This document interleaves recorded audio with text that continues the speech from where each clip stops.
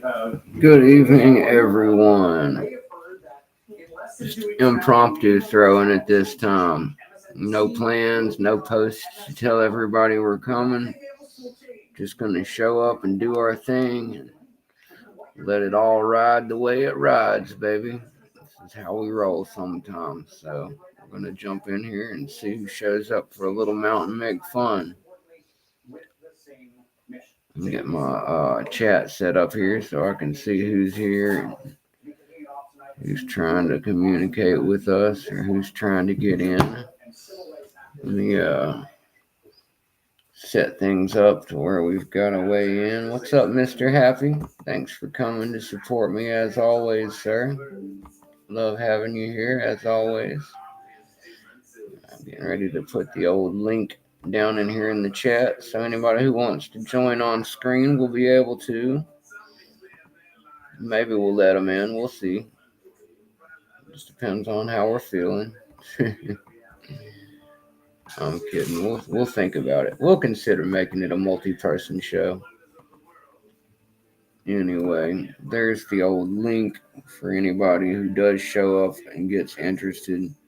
I'm going to pin it up top so we can rock it on out. Let me turn the camera on so everybody knows we're actually having a show here.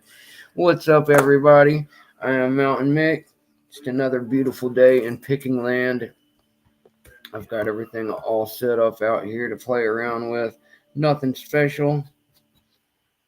Yeah, I was going to go around to 8, Mr. Happy, and I honestly just got a little sidetracked eating part of a pint of ice cream. I saved some of it for later, so I'll get back to that when the time comes. But I was just reading some stuff, and I was watching the CLK Lock Boss people do their thing over there. Always a good time watching the CLK show. Yeah, the YouTube notifications actually working. That's always nice. I hate when I can not depend on them to tell me that there are things I want to watch coming on. That's always a real pain in the ass. But when I know that my friends are going on, I usually show up to watch them and see what's going on. I think most of mine do the same. I haven't decided exactly what I'm going to pick on tonight. We might try picking on the Asa a little more again tonight. Just been picking around, playing around the house all day so far today. Nothing special. I've had a lot of good opens recently. And I'll continue to just do my thing. Pick on stuff with whatever I can. And I do have my chat set to all. Thank you, Mr. Happy. Good reminder for everybody. If your chat is not set to all, you will have no idea if Brett Sucks comes along, because he is blackballed by YouTube for sure. I broke another Southord City rake today. This is a Sparrows one, and I've got one on my Escort. But both of my Southord City rakes got broke, guys. I broke one a few days ago, maybe a little longer, trying to get into one of those SFIC bests. And I broke the other one about 5 o'clock this morning, fiddling around. So, my bad. Looks like I've run myself out of Southord City rakes completely. But that's okay. No big deal. They were free gifts from someone. And I'll get some more of them, no doubt, at some point. I'm actually thinking about giving some of those Southord Euros a try. They've got a nice set of slimline Euros that I would be willing to pick around with for a while. Our friend the Lockpicking Fisherman swears by them. And I like the handles on them. Those fancy rubber black handles they have on them look pretty smart to me. Love to give them a try. After my success, you've tried all your rakes too, Mr. Happy. They just haven't worked out. Well, sometimes it's the skill, and sometimes it's the lock just happens to match up good. I don't know that my Southord would have worked on every pack lock 100A that exists, but I know that the 100A I have in particular, I held up the key, and the key actually matched up really good to the shape of that particular city rake. So I don't think it had so much to do with my skill as a raker as it had to do with the rake just matching the lock really well, if you know what I mean. So I would give it more to that being the case. But anyway, that's the gist of it. Nico. My brother Nico calling. Let's see what Nico's up to. What's up, Nico? Nothing, chilling. Just finally graduated my anger management class, bro. That's what's up. How you been? I'm good. I'm actually on a live right now if you want to come pick and hang out. I did.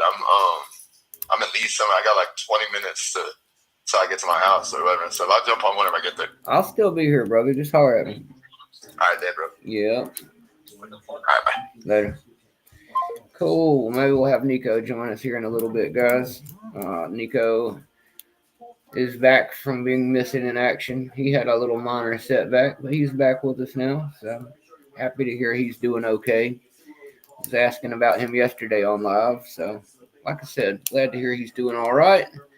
And hopefully we'll have him come do a little picking with us tonight. See if anybody else even shows up. Not really sure. I'm not sure anybody else even knows that we're live right now.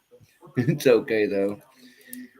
I just came to have a little playing around, practice fun session. So whoever shows up will be here when they be here. I didn't broadcast this one far and wide like I sometimes do. So most of the world has no idea I'm live right now. And that's all right. Standard greetings. What's going on, Brett Sucks? I have my chat set to all just in case you were to happen along. So I'm glad to see you made it, my friend. Just doing a little warm-up picking here. Playing around a little bit. Haven't decided exactly what I'm going to pick later, but we've got Mr. Happy in the house hanging out with me. Nico just called. I think Nico is going to drop by and pick a little with us here in a little while. He was on his way home. He said it'd be probably about 20 minutes before he gets back to his lab. So we'll see if he jumps on in here. Hello, Brian Break Shit. Welcome. Thank you for dropping in, sir. Feel free to jump on the other channel here if you'd like to join in, sir. You're more than welcome. You can even bring your Peterson pick with you. I'll hold no ill will against your Peterson pick. I'll even use my Peterson pick next just to show you I mean it. How are you doing tonight, sir? I'm just doing a little impromptu live. I mentioned a few times today that I would probably go live. You guys know I don't stay away long. So here I am. I didn't advertise this one. I didn't drop it in the dog pack or send out any big notices. No problem, Brian. Just thought I'd offer. You're always welcome. When I have my picker hangouts, everyone is welcome to come and go if they please. So the link is there for anyone who gets the itch. Just let me know so I don't leave you sitting in the waiting room for all of eternity, because God knows I will. I absolutely will leave you sitting there stranded and waving at your screen. To my dog pack guys who are here, woof! Love you guys. Thanks for coming. Dog pack always come out, show love and support. Lots of you guys are belting up, and I love to see it. Lots of you guys are getting your lives on and getting your accolades all over the lock picking community, and I'm happy to see it. I couldn't be happier to see the growth of our community as a whole, really kicking ass out there. So keep it up, guys. Your orange locks are kicking your ass, and you need to get it figured out before you start recording the challenge. You'll find one of them that you can get your way through, Brian. Let me get my one orange lock here. We'll see if I can get it open tonight. It's been a while since I picked it. It's buried in here somewhere. Let's see if I can find that sucker. I only have one orange lock. Once I picked it, I moved on up to green and never looked back. And I kind of wish I had got a few more of them. I really wish I had a 55-40 or a 55-45, whichever it is. And I wish I had a Master 150 and an all brass. That would have been nice. Those are a couple really nice options. What I do have is a 45-40 somewhere in this box. In this box of locks. I do have one, I swear to you. Because it's the one I got my orange belt with. And when I find it in a second, I will attempt to pick it. And I put it in a different box. It's never taken me this long to find. But I will find it. You can open them all one time. Then when you reset, it takes you 10 minutes to open again. Yeah, that's what makes the challenges hard sometimes. It's not about whether you can pick the lock. It's about how fast you can get it done and move between locks of multiple difficulties. Here is my orange lock, the one and only. It is a 45MB40 ABUS. There's a nice close-up visual for you of the keyway. I don't know how long this thing will take me to pick. Sometimes it's quick and sometimes it takes a minute, but I'll give it a try now because it's been a long time. So just for fun and just for you, Brian, I'll show you that no matter where you get in life, an orange lock can still be a real pain in the butt for you, which you already have figured out the hard way yourself because you've made your way on up the picking list too. And, oh, I'm sorry. I expected that to go a lot harder for me, Brian. My apologies. Clearly, you need yourself one of these to put in your lineup, I guess. Anyway, an ABUS 4540 would have served you well. Notice that only took a few seconds to get out of the way. Maybe I should incorporate it in my own blue whale run. You can get this Brinks in there and this ABUS in here. I don't know what else I would use, though. There's a few of my Americans that I can get into fairly decently religious, but not always, and not always fast. And I'd be lying to you if I said I could pick a blue lock religiously in a quick manner. I don't have a pack lock with an easy bidding. Both of mine are absolute nightmares. I think I've shown you guys the keys before. And I think I'd have a better chance with my actual 98 Pro than I would with the 410 that I have. I don't know why. The 410 has an easier looking key on it, but for the life of me, those little plastic bodies are such a pain in the butt for me, guys. I don't know what it is. I don't rake everything, Brian, and I didn't rake this ABUS. I was using a number 3 on it, which, as you can see, has no raking going on whatsoever, sir. So I don't know what you're trying to say, but Mounta1nM1ck only rakes the ones that would be a waste of time for him to pick. Most of my victories are single pin picks, my friend. I didn't make it to blue belt by raking. But you knew that already.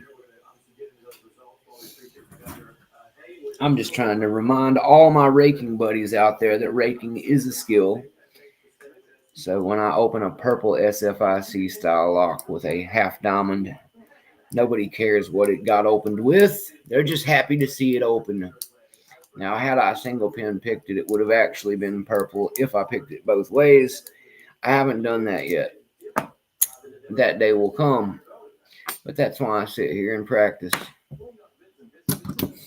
A leaf blower. Exactly, Brett Sucks. Use a leaf blower.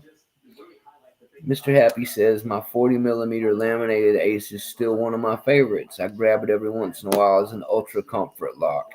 Mr. Happy, I don't have one of those. Is that the one with the red ring of rubber on the bottom? Because I've seen some of those aces that I really want, and that's one of them, the laminated bigger one.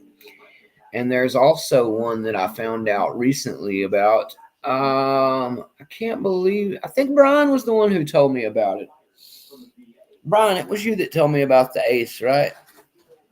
Somebody just recently told me about an Ace, and I am stoked that it exists. It is an Ace that is set up 5-pin repinnable to match with an SFI, or I'm sorry, to match with a 5-pin Schlage. So you can swap a Schlage in and out of it, and it'll match up with your house key if you have an SC1 door key. That was you, Brian. Thank you. So Brian has found me basically the training lock I've always wanted to tell you guys about. Okay. I've always told you guys that the Marks Slimline Euro that I have, which is a quick set, is not a horrible one to use your Sparrows pins in. But we've been on the lookout for something that would be a really good lock to advise people to use for their Sparrows pins, because I still stand firm that the Sparrows reload kit is the best way to get yourself a bunch of random pins for security practice. If you want to learn spools and serrated really good, I would recommend getting the reload kit. They give you like 4 different keys, all the pinning that you need to repin a Schlage.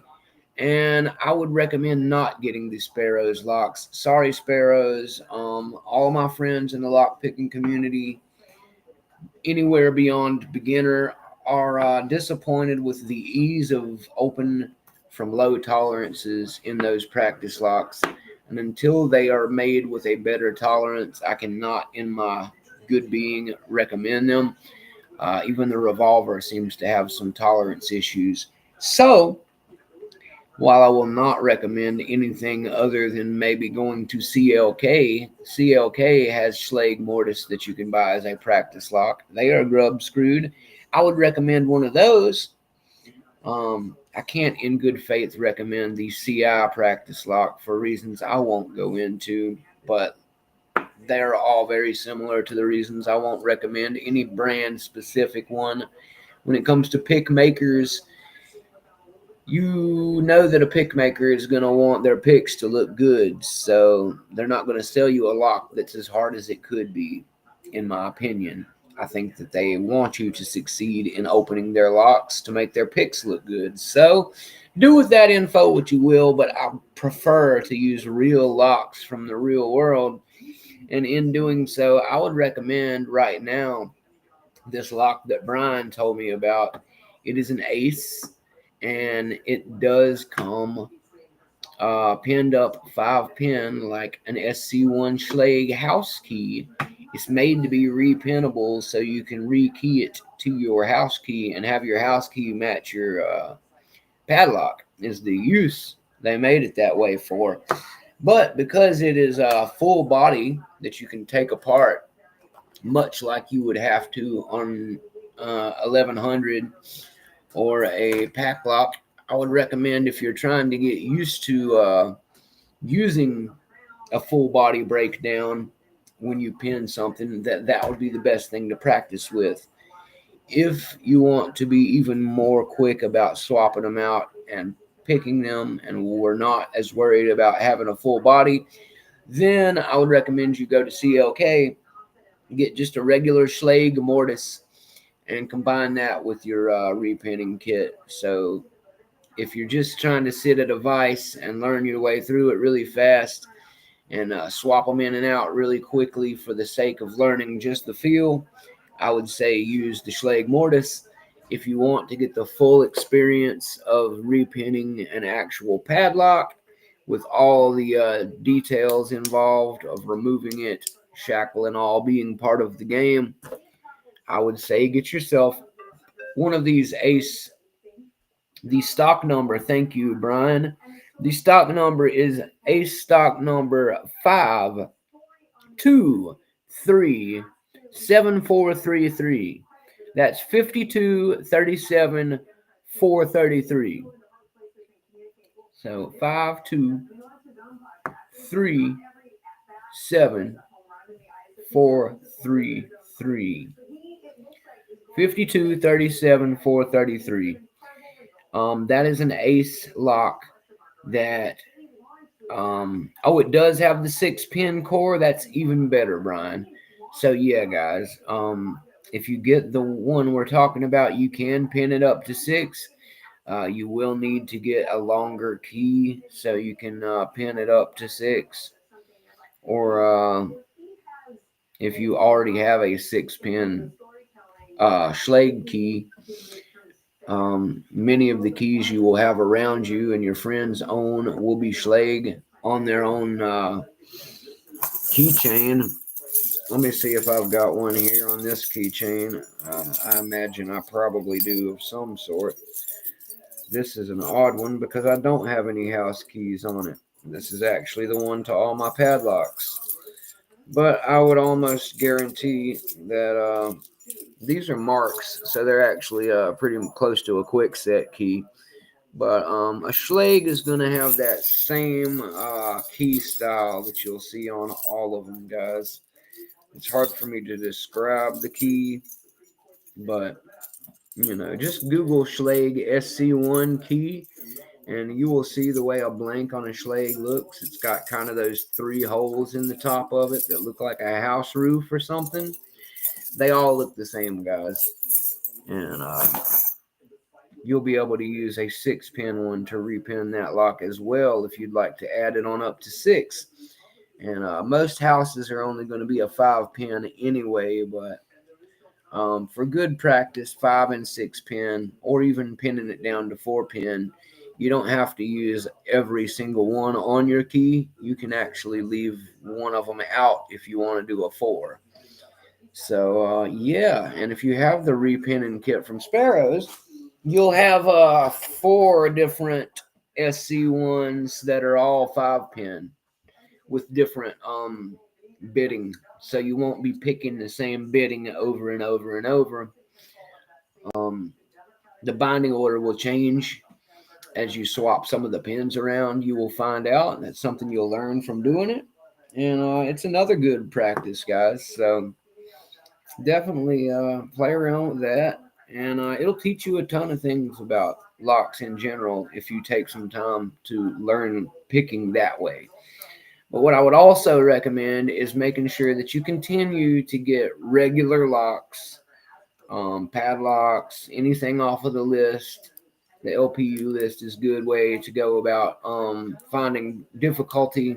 But basically, you don't even need the list, guys. It's a simple way that they basically go about it. If you've been paying attention to the list, you just add more numbers of pin stacks. You go from 4 to 5 to 6 to 7, and you go from having only some of them secure to having all of them security pins. That's literally all you're doing as you move through the belts from, say, white or yellow being a 4-pin no security, up to orange being a 4 or 5-pin with a few securities, up to green being a 5-pin with all security, or sometimes a 6-pin with all security, and then a blue being a 7-pin with all security, or 6 and a check pin, technically, if it's a pack lock. But the point I'm making is, it doesn't take a rocket scientist to figure out that how much security is in a lock is going to be based on a few factors. All those factors can only be changed around so much until you get up to blue, at which point you're going to go from security locks to high security locks. Anything that is in purple or above is going to be considered a high security lock, guys. What does that mean? Well, it means that on top of having multiple pin stacks with security pins in them, they will be adding a second or even third element of security to the lock. There will be a slider bar that all the pins have to be turned and lined up with.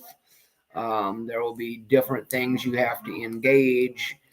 There'll be some other trick added to just the usual security that you're used to facing all the way up to blue once you enter purple, guys. So when you're in purple or brown or black or red, excuse me, I skipped red over into black, but all you're doing is adding more elements of security to the lock, guys. So as you make your way up, by the time you're at green or blue, you're going to have a pretty good, knowledge of locks and what makes one lock harder than another. Whether you are actually able to pick them or not is a whole nother story, but your foundation of core knowledge should already be there by the time you're hitting blue from just repinning locks and playing around with stuff, in my humble opinion. What's up, Labs? Thanks for coming, brother. You're also welcome to jump in here and do some picking if you want, Labs. The link is in there. No pressure. I'll be just fine if nobody pops in. I just like to be, friendly and invite anybody in who would like to come in, guys. It's never a requirement, but you guys are always welcome to jump in and do some picking with Mick. Otherwise, Mick will just be picking around, practicing, and talking to you guys about locks, because that's what I'm here to do, baby. That's all it is tonight. I haven't checked the mailbox in a few days. I imagine I probably have a chip from Skip that's come in by now, but I haven't been able to actually get to the mailbox in a few days. I'm not the one with the means of going to the mail or opening it, so I have to wait until it's delivered to me. But very soon that will all change. I will be in West Palm Beach, Florida, and I will have a P.O. box very soon for all the Mounta1nM1ck shenanigans. So don't you worry about that. Oh, no problem, Labs. I totally get it, brother. I appreciate you coming to support and drop me a like and all that good stuff anyway. Which reminds me, please remember, guys, to hit the like button. The good old thumbs up never hurts. It will help Mounta1nM1ck and his channel if you would like to do so. I'm trying to get my numbers up a little more, as I've been ignoring them a lot over the holiday area. I told you guys I wasn't going to care about the numbers, and I haven't been, but they've been doing okay. I recently hit 75,000 views, which is cool, and I recently also hit, oh my goodness, a really high number of viewing hours. What was it? Oh my goodness, I can't remember. I think it was 20,000. I finally broke 20,000 hours. We got our man Nico James in the house. He's back to do some picking with us. Nico, do some flailing around. Let me know you're ready to go. You ready? Killer. Let's bring you in, big dog. What's up, bro? How you been, What's man? up, brother? Nice to see you. You too, dude. I'm glad you made it, man. I didn't mean to have you on speakerphone earlier. I was just already up and rolling, and I was. Oh, it's all good, bro. I was hoping you'd come pick around anyway, so I'm glad you're here. Yeah. Sorry, but I've been gone for a minute, bro. Yeah, I heard that, but that's okay, brother. We're just glad to have you back. That's all that matters. Yeah. What you been up to? Life goes on. I'm actually getting ready to hit the train soon, brother. My mom got me a ticket. I'm going south to Florida on Sunday. So Awesome, bro. yes, That's sir. I'm looking forward to it. I've still got to figure out getting all of this stuff packed up into something and moved, but either way, I will be getting my ass relocated and getting to see my wife. So I'm super mega stoked about that. Have you already told her? Yeah, of course, man. I told her moments after my mom told me about the ticket. I told her, and she was like, oh my God. So I'm happy about it. Y'all probably going to cry, bro, when we see each other. It's been about a year since I saw her. It's definitely going to be a happy reunion for both of us. Oh, yeah, for sure, man. That makes it so much. It was only initially supposed to be a couple months. So definitely happy. We'll be very happy to see each other. Yeah, man. That's what's up. That finally came, bro, whenever I was gone. Sweet. Finally. I was wondering about that because somebody asked me today on Reddit about those, and I told them, I said, yeah, everybody's been getting theirs in finally lately. I told them, everybody seems to be still pretty happy with it when it comes in. So I was like, yeah, it might take you a little bit to get it, but everybody seems to like it. So yeah, about 2 months. That's 2.5. That's not too bad. I mean, hopefully they'll be catching up. But they sold so many of them during that Labor Day sale. I think it put them way behind. Oh yeah, I I think they don't had like 20 million views on their ad for it I don't too. think they were expecting to sell that many, and they just No. really went ham on that Labor Day sale. They didn't. I don't think they expected it to do so well, which is a good problem to have. Yeah, that'd be a good one, bro. Absolutely a good problem to have.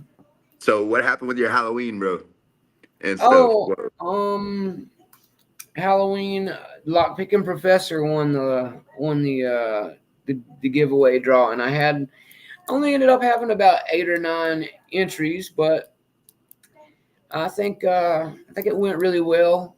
Cheese Grits made an entry and got everybody started to understanding that it was more about fun than fancy costumes. And once everybody loosened up and realized that we were just trying to have a good time, we finally got some entries going. So I was happy about the turnout, yep. and I'll have another one here before too long. I've just got to get my move settled and everything, and then once I do that, get a few things taken care of, we'll have us another giveaway.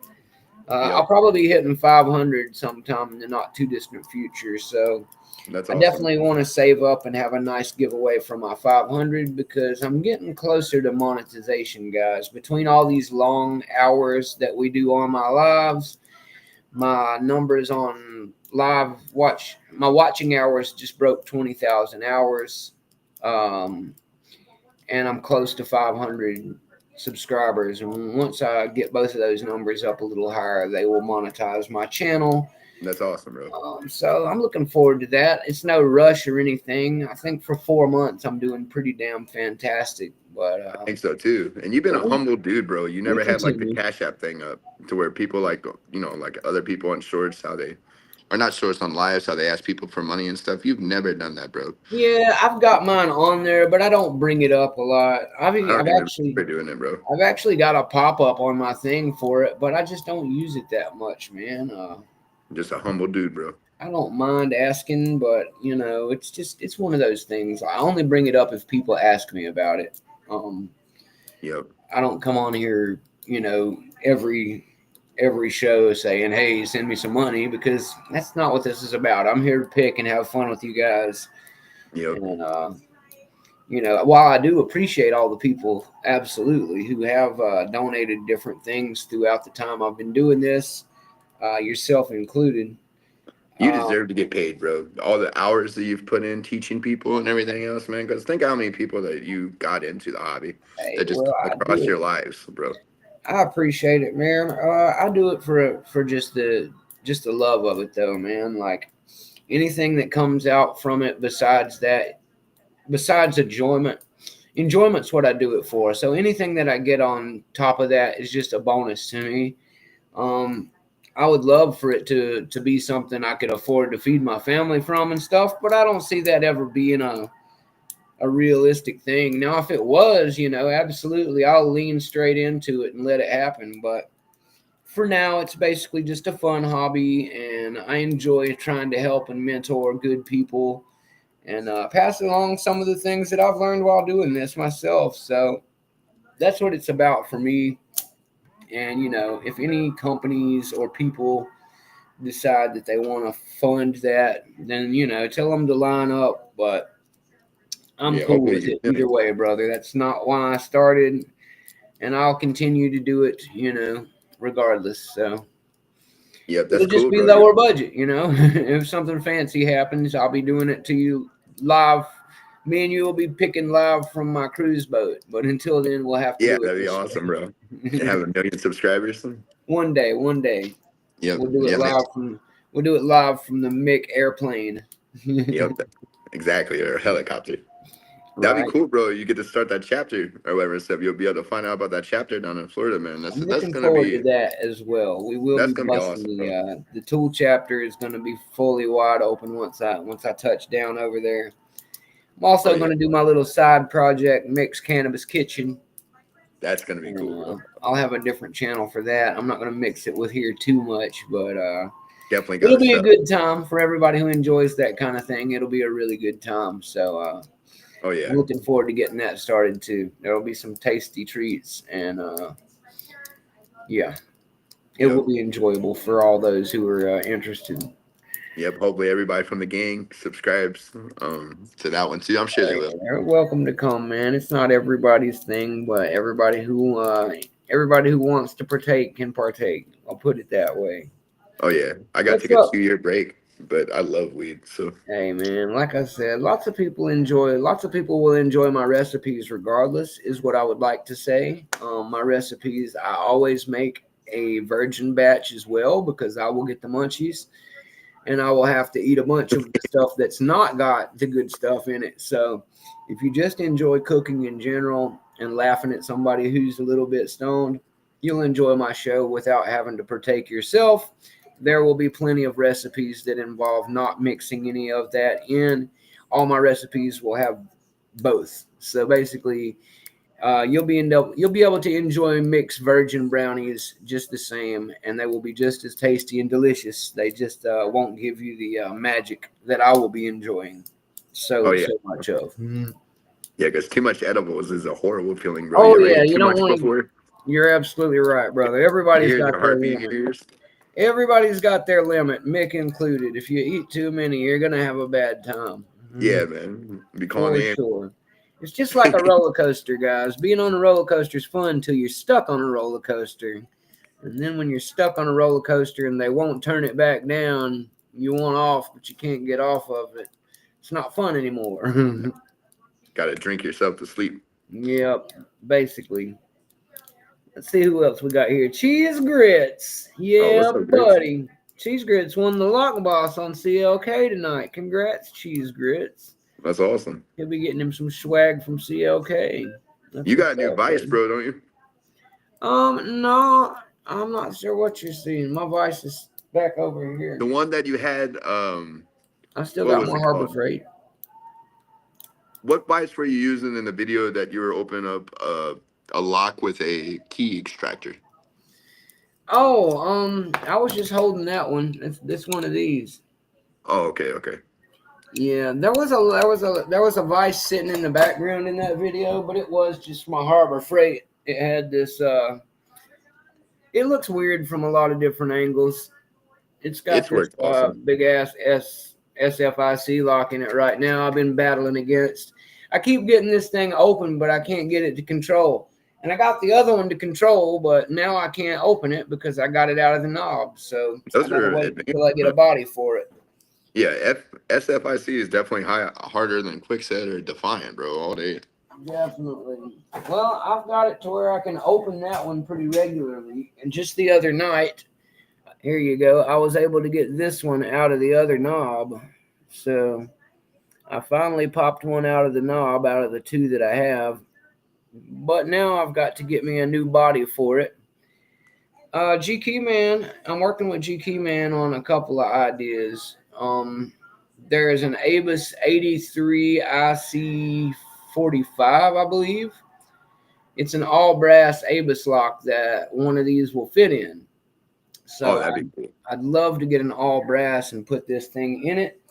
The only thing is I don't have a key for this one. So what I'd really love to do is have either GK Man rekey it because he's already got all the tools and stuff. So I may send this one off to Michigan and have my buddy GK Man redo this one, rekey it for me. Or I think he said a new one was. I didn't hear what he said the price was, but I also have the option of just getting a new one and having a new one installed in one of those bodies and just keeping that one separate for spare parts and stuff. Yeah. I haven't decided yet for sure, but at any rate, I will have a best like that in an Avis one of these days. And like I was also saying earlier in the show, my buddy Brian Breaks Shit, who is in the chat right now, has found an ace lock that is repinnable Schlag, basically. So you can put Oh all shit. those security pins from Sparrows in it. You can rekey it to your same key from your door if you've got a Schlag in your door.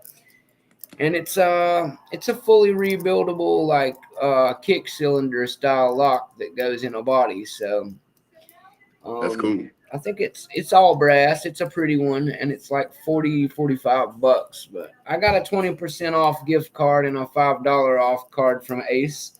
So I'm thinking I might get myself one of those for my birthday if I can find it. Yo, when's your birthday, bro? The 11th. Oh yeah, you told me 11 Yeah, 11 coming 1-1. up. That's what's up, bro. Coming up. It will be not, if Sunday is the 9th, then it will be Tuesday. Next Tuesday. So a week from today. My birthday is in a week, guys. That's what's Mountain up, Mick man. will be 39 in 7 days. Yep. You gonna be able to spend it with your wife too? Oh, absolutely. Going to see my wife for my birthday. No doubt about it. That's what's My mom is actually going on a road trip for Thanksgiving and going to be out of town for a little bit and wants me to house sit. So I think I'm going to have the wife come and help me house sit for her. And that'll give us some time to spend alone with each other and really enjoy our company back around each other. Oh yeah, while bro. Thanksgiving's getting ready to happen. So it'll be a good time for me for sure. What's up, Rob? Welcome, my brother. Woof. Let's see. Hope you hit fault set before it's picked. Oh, yep. Just reading some of the stuff you guys are saying here. Snake is in the house. What's up, brother Snake? Watch your feet, guys. There's a snake in the audience. He is a friendly snake, but he is venomous, so do not step on the snake. Yep, he's had some cool videos.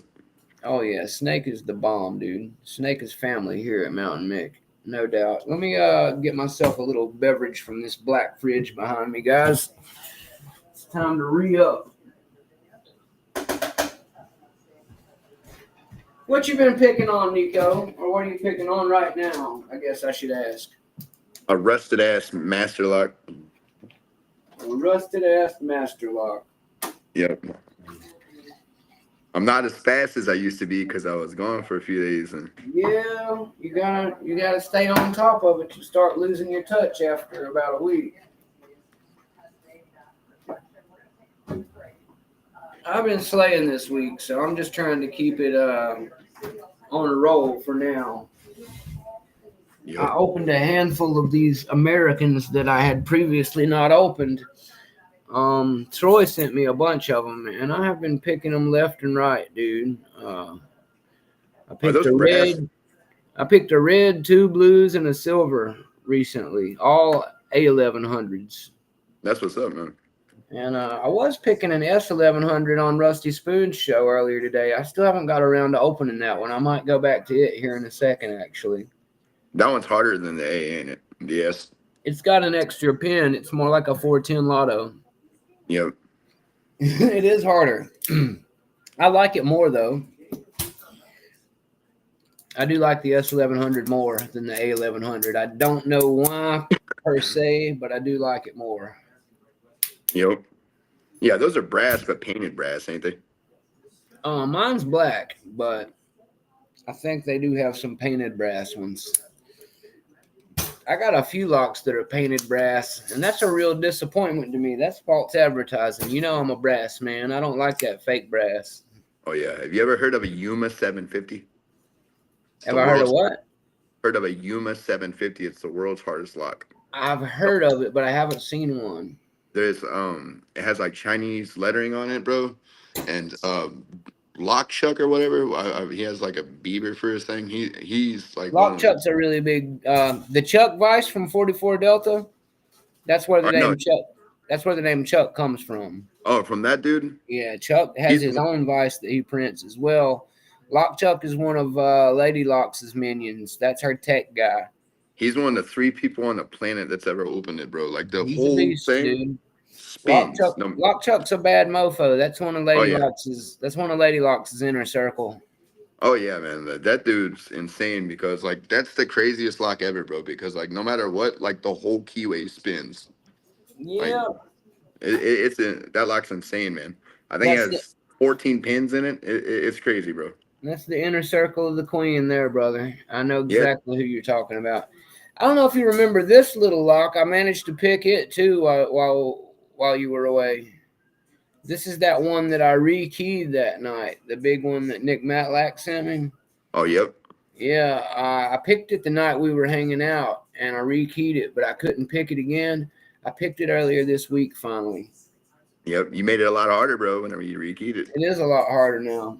This is one of the main locks I would put on something if I was trying to secure some of my own stuff right now, since I've got a key that fits it, and it's such a hardcore, like, pretty, beefy lock that I Oh, yeah. don't think anybody would just cut straight through. You'd have to cut or grind this thing. Like, it's a monster. It would take So more than one wheel, too, bro, all day, man. yeah. So that's what I would use on any of my personal stuff right now. That's a pretty solid lock. Yep. Let me go grab that 1100. I think it's in my other jacket. Yeah, I've never seen an S1100. I've heard about them. Do they look the same as the A, bro? I have to show you. Bet. Let's see here. This is the S1100 I've got. It's basically the same as like a 410 Lotto, guys. I got a black 410 Lotto also. I've picked them both for you guys before. It's just been a while. And I think I'm going to pick around on the S1100 tonight. This is the 410 Lotto, which is basically just a plastic version of this guy here for anybody who has never used one before. Now, basically, an A1100 is the same body as an S1100. The difference is it's even the same core. The difference is that this one, the S, has all 6 pins pinned up, and this one has an empty 6. So it's only a 5 pin. Now, this has serrated key pins, whereas I don't believe the S1100 does. I'm pretty sure they're standard key pins. And both can be a mix of spools or serrated barrels. So you never know for sure what you're going to get in either of these. All you know for sure is that these key pins will be serrated, and there's 5 pin stacks, and this will have 6 instead. But the key pins should not be serrated, I don't believe. Oh, goodbye, Zoe the cat. Thank you for stopping by. We always love having you here, Zoe. This Lotto lock, the 410, one of Chuck Soup's favorites, is basically a dead version of this lock in a plastic body instead of a black hard body. But that's why I like having both of these black, because it helps me to further illustrate that these are basically the same lock. This was actually sent to me long ago by Troy. This was the first lock somebody ever sent me, actually. And Troy sent me this one. Troy's the same one who sent me a bunch of this stuff, guys. Between him and Nick Matlack, I have been spoiled beyond belief. And this 410 Lotto came from my man Walt Cade, 3D printer and auctioneer of Texas, Walt Cade, who many of you have heard me speak of before. Walt's a great guy. He sent me this with a bunch of storage discus. So thank you, Walt, for that. I keep all of my gift locks, guys. Something that I'm very partial to. Looks like we lost Nico for a little bit here, guys. Whenever he makes it back, I will plug him back in here. Keep an eye out for him anyway. I'm sure he's just having some phone difficulties, or his phone died or something, but we'll bring him back when the time is right. If anybody else would like to jump on here, feel free. I do have room for more. It goes for you, Rusty Spoon and Snake, and all of you guys. Anybody who'd like to get on in here and do a little picking with Mick tonight, feel free. As I said, I've got room for each and every one of you. I'm going to go back to trying to pick around this S1100 here, and maybe I can get it open tonight, because I've opened it before, but it's been a little while. And anyway, I have not given it a try lately, so I'm going to try it tonight. I was picking on it around earlier on Spoon's channel, and I just kept throwing my top of keyway turner out of it. So I will see if I have any better luck with it here this evening. No promises though, but I will give it a try. No problem, Snake. I'll be here for a little bit. Oh, I understand, Spoon. You did quite a bit of picking over the last day or two. You definitely need to keep your digits and pickers in good shape. So don't overdo it. Not just for my sake. It's okay. As you all know, Mounta1nM1ck is a picking addict. So I will be here picking for a while regardless. And I'll pick again tomorrow and as many unhealthy days in a row as I can. But make no mistake, Mounta1nM1ck takes his breaks as well and highly recommends that you do the same. Breaks are important, guys. Don't forget to take your breaks. You will regret it. Now I'm looking for my number 4 Reaper. There we go. Got a nice top of keyway from the double-sided Moki. I'm going to go in here with the number 4 and try to get it that way, guys. That's what is going on. Let me aim you down a little more so you can see what we have going on here. Yeah, you got to get them stretches in. That's what, like Rob says, you got to stretch and massage your hands a little bit from time to time. Be good to your hands, man. They will be good to you. They will open these locks for you too. I'm trying to tell you, but you got to take care of them. Come on, baby. I'm jammed up just a little bit. There we go. That's a set. Any new Locksport goodies for anywhere? For sale anywhere? New picks or tools? That's a good question, Snake. I have seen some people advertising some goodies for sale. I don't remember exactly who or where it was, but some of the guys in the chat should be able to help put you in the right direction. I know I've seen some people selling some stuff lately. So yeah, guys, if you've heard of any good slamming deals in Locksport out there right now, let my man Snake know what's up. He's trying to see if there's any new goodies that he can acquire out there. So put in the good word for my man Snake. Maybe he'll slither over and swoop it up today. Somebody you know will have the cash they need for something else that's cool.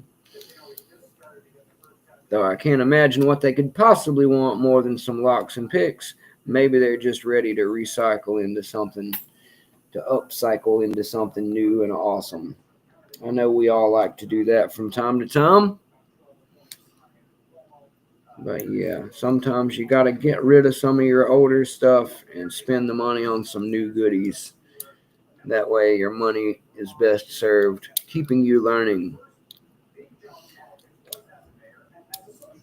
Mace, that's right. Mace did post a handful of them over in the dog pack. That's where I was seeing it earlier. So yeah, Snake, if you check out in the dog pack, just ask Mace too. Mace should be able to show you the way. He found a couple of pretty good deals from somewhere. Good stuff, guys. That's what we're here to do, is to help each other find the good deals and to help each other figure out how to pick these things when we're having a hard time. Love the community aspect of Locksport, guys. If you're not finding the answers yourself, please just ask the community, guys. We are a very helpful bunch. That's one of the reasons the dog pack down at the bottom here, woof, is such a vital part of our Hangout existence, because it gives us the ability to tell each other where all the goodies are at. I like to use the dog pack Locksport hashtag in my videos and whatnot, and try to bring everybody amongst us possible. You never know who out there is going to join us next. We've got big companies and small companies, and people who are just getting started up making some of this stuff, and I love it, guys. It's like one big happy family under a circus tent of lock picking lovers. lovers of lock picking anyway. We don't love each other in the biblical way, but we do love each other in the brotherly way. Some of us might love each other in the biblical way. I don't know. What you guys do behind closed doors with your locks is up to you. But I do know that Mounta1nM1ck promotes all of you guys having a damn good time with each other. And that's what we're here to promote. Locks, love, and the pursuit of happiness in life. That's what it's all about, guys. There she goes. Ba-boom! Ha ha ha! Can I get a little pop love, guys? Can I get a little pop love? What? Mounta1nM1ck opens the S1100. I love you too, Rob. And I love you as well. All of you guys. Hola, backstabber. I just got done picking the S1100 for these guys. Just to show them that Mick still got it. Not sleeping on the job out here, guys. Continuing to slay. As my man Rob said before, locks bow down on this channel. And that's what they do, sir. You're absolutely right. So there's another one that has bowed down for us today. The black S1100 that was giving me problems earlier, Spoon. I moved up to the turner that wouldn't go throwing its way out of the top. And guess what? I got it done. So, yeah. Your boy Mick still slaying, guys. Still got it, baby. Still got it. I guess just because I'm doing it live, I'm going to do a quick gut on this thing just to keep the practice of flow going and to prove that I haven't tampered with this bad boy. Just so I can show everybody that it's just good practice to do a quick gut down and reassemble. So let's do that just for funsies. And then I will maybe pick another lock or two before this night is over. It just depends. Let's see who pops up and who doesn't. Let me go grab a couple of things. I wasn't prepared. I was not ready. It's still a winning strategy and a winning combination of characteristics for a candidate, and I think that's one of the things that race tells us. I was just saying on Senator Sanders, one of the things about John Mondani, and people, he just gets caricatured probably more than Where the hell my stuff? He ran as an independent. Where's my bag? Oh, there it is. Right? He did not run. He ran against somebody who was from a generational family and good. Everybody hates them fuckers. Sorry, guys. I didn't expect this to actually happen, so I had to go grab my man bag and my followers. I'll try to make quick work of this, guys. But I don't want any doubters out there, so we're going to go ahead and gut this baby down anyway, just so it can't be said Mick's out here cheating. But that's the way it is, guys. Slaying. Let me get a quick picture for the guys over on Facebook. They love this kind of thing. Show them the old slay tools and all. Boom. There we go. Quick picture for the Facebook lads. We'll get the old gutting merchandise out here real quick. We're going to need a gutting tray. And we're going to need shims. Oh, I never even got my jimmies out here. Well, we could put the jimmies out here just in case we need those. Still got my snake right here, Snake. It's guarding the wife's picks until I can get to Florida. Say hello, Pliskin. Hello, Pliskin. Wanted you to know that the snake is being well taken care of.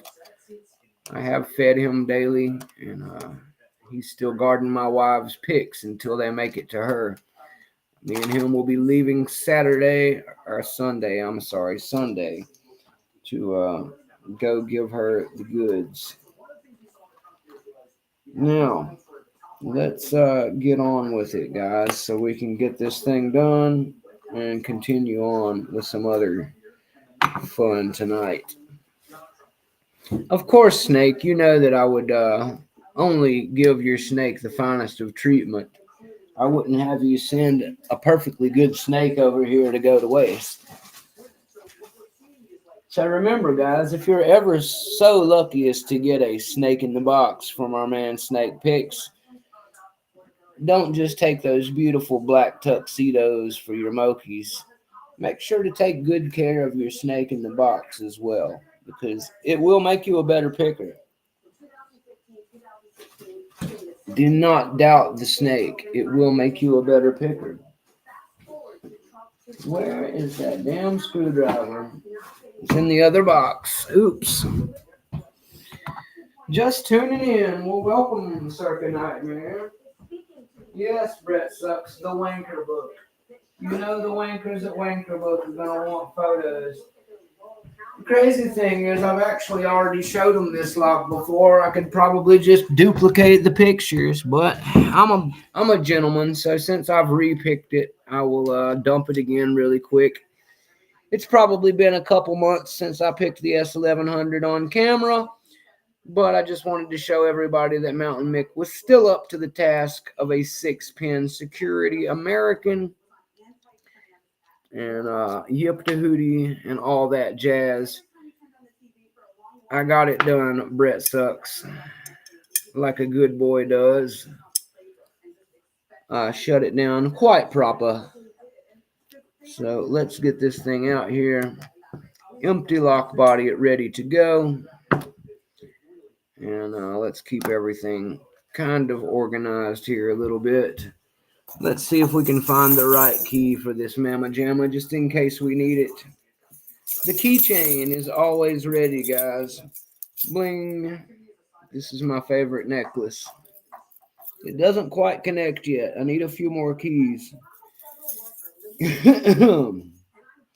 Anyway, speaking of funky pack lock keys, I don't know if you got to see mine, Brian Breaks Shit, but this is my pack lock key. This funky thing here. See the super deep cut on one, all the high lifts in between, and then the super deep cut out there on 6 or 7. Yeah, that's what they gave me. And if that weren't good enough, here's the one on my PL410 Pro. The nightmare of a plastic lock that I have with the same up and down crazy hollow type setting that only Mounta1nM1ck can end up getting from these guys. Anyway, this one is either the 400B or the 401. I can never remember which is which, so I'll find out right now. I believe it's the 401.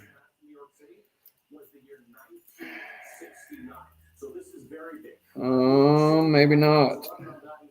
Maybe I was wrong. Could have swore that was the one. Is it not that one? I could have swore that was the one, guys. It is. I knew I was right, damn it. There we go. It is indeed the one that says 401, guys. You're going to have the same looking key. It says 401 when it's an S1100. It says 400B when it's a 410 Pro. Or I'm sorry, just a regular Master Lock 410. I don't have but one of the keyways. I am told that there are like 6 at least. But I only have one of them, guys. So that's the one I've got. Looks like a city rake. Oh, ouch, Rusty Spoon. Ouch. You said that on purpose, didn't you? Get me right in my feels about the city rake. Just keep the keys on the shackle. Couldn't remember the keys like that. Yeah, I hear that. I remember them all, Brian. I'm weird like that. I know what every one of these keys go to just by looking at it. for the most part. I think if I were to play which lock is this game with it, I would win. So as you can see, I'm using a flathead screwdriver and a classic just flat hook to get the C-clip off. That's what I usually use. Let's get our shim and our follower here so we don't screw this up.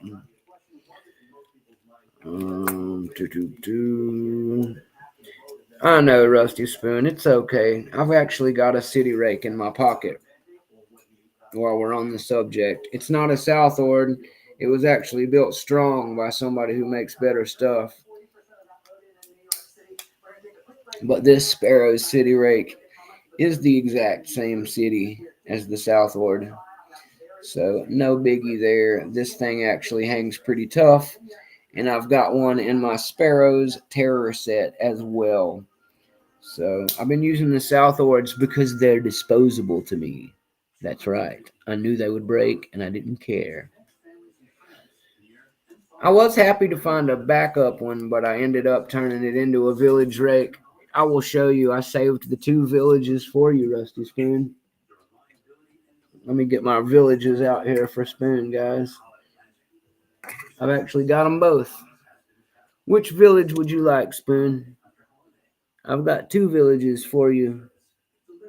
One village numero uno and slightly smaller village numero dos. They used to be cities, but now they've been schismed. Anyway, I do have the other pieces of them. I may find a use for them one day as a shim for something. Well, yeah, I am pleased to see you, Brett. The city rake that's in my pocket now is what that's about. I don't have that escort in my pocket anymore, Brett. That's actually the city rake that's happy to see you, mate. What's up, Cucumber? Just did a little picking on the S1100. I am opening it up just to prove to everybody that I'm a good boy. And when I pick locks in record-looking form, after months of not picking them, that they are still the same whole locks that they were to start out with. So I don't have any naysayers when I'm bragging about myself later. I want to make sure I show off all the goods, because I've been showing a lot of pictures of a lot of popped locks lately. And because a lot of them were pictures instead of videos, I don't, take the time to do all of this whenever it's just a picture. A turned core with no key in it is usually pretty good for most people. But they start getting really picky when you get a little further up, guys. So because of that, it is good form to get in the habit of gutting your kills.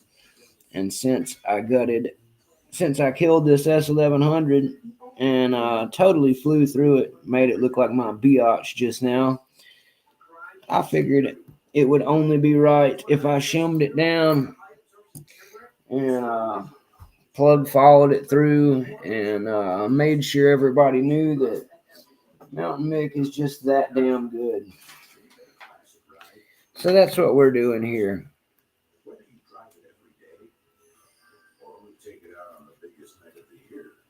You didn't know that's why it was called a city rake, Brian? Yeah, because it looks like a little city skyline. That's why. Some people call them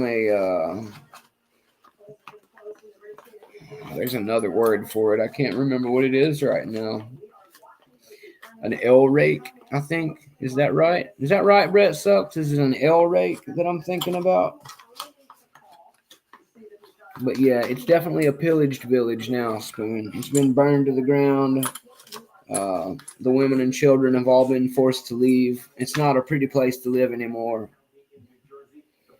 It's definitely done for over there in that village.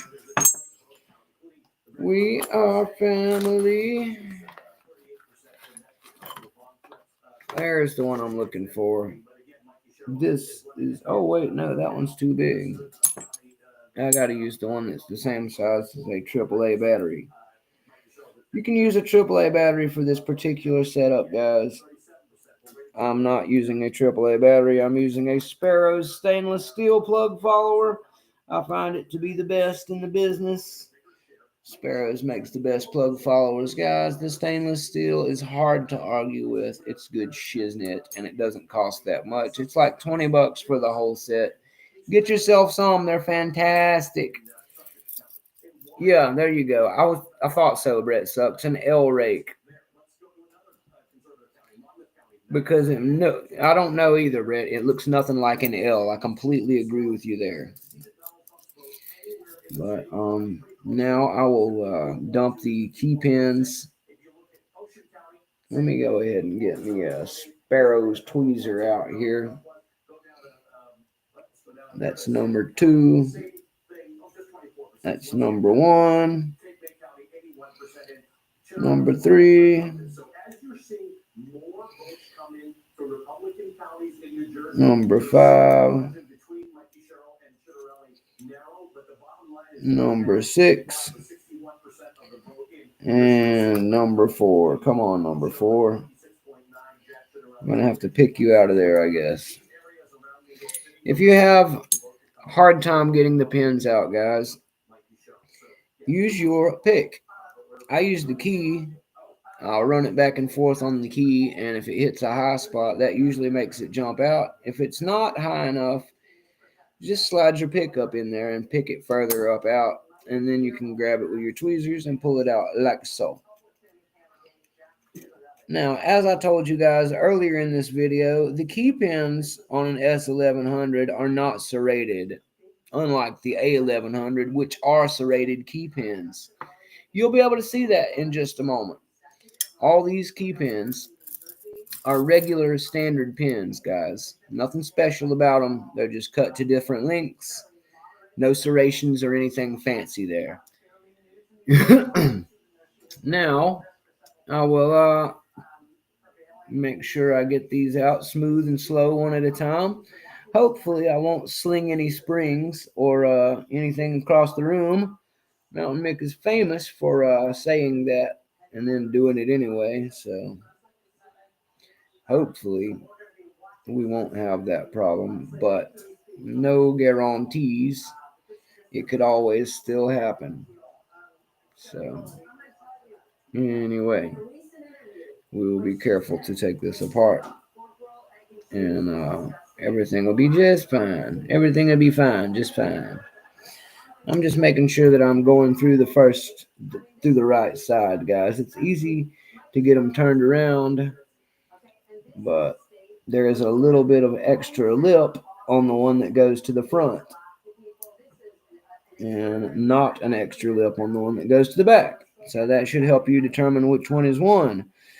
Oops, I almost got it mixed up, though. That should be one there. Try not to mix up your pins when you do it.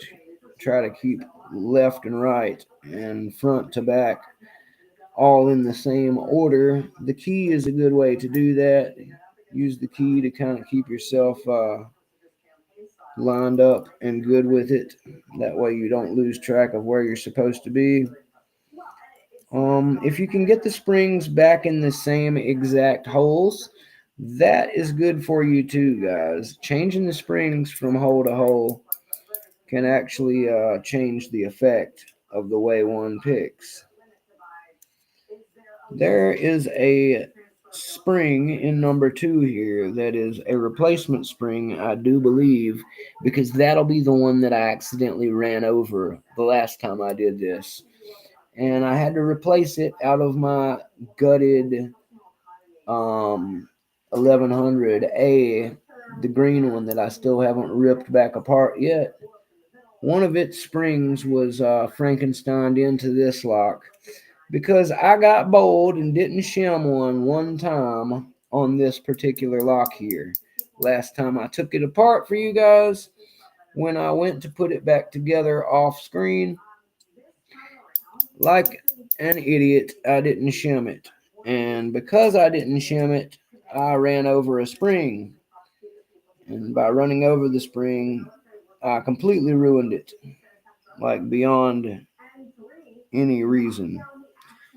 So I had to replace that spring with a spring from another American because that's the only size that will fit right. The Americans and Masters. That's another thing about replacing stuff, guys. When you go to scavenge parts, you have to use one from the same type of keyway and lock for the best results. You want to use the same stuff, guys. So try when you can to use the same stuff. And that way you won't have these issues. Everything will be mostly undetectable and the same.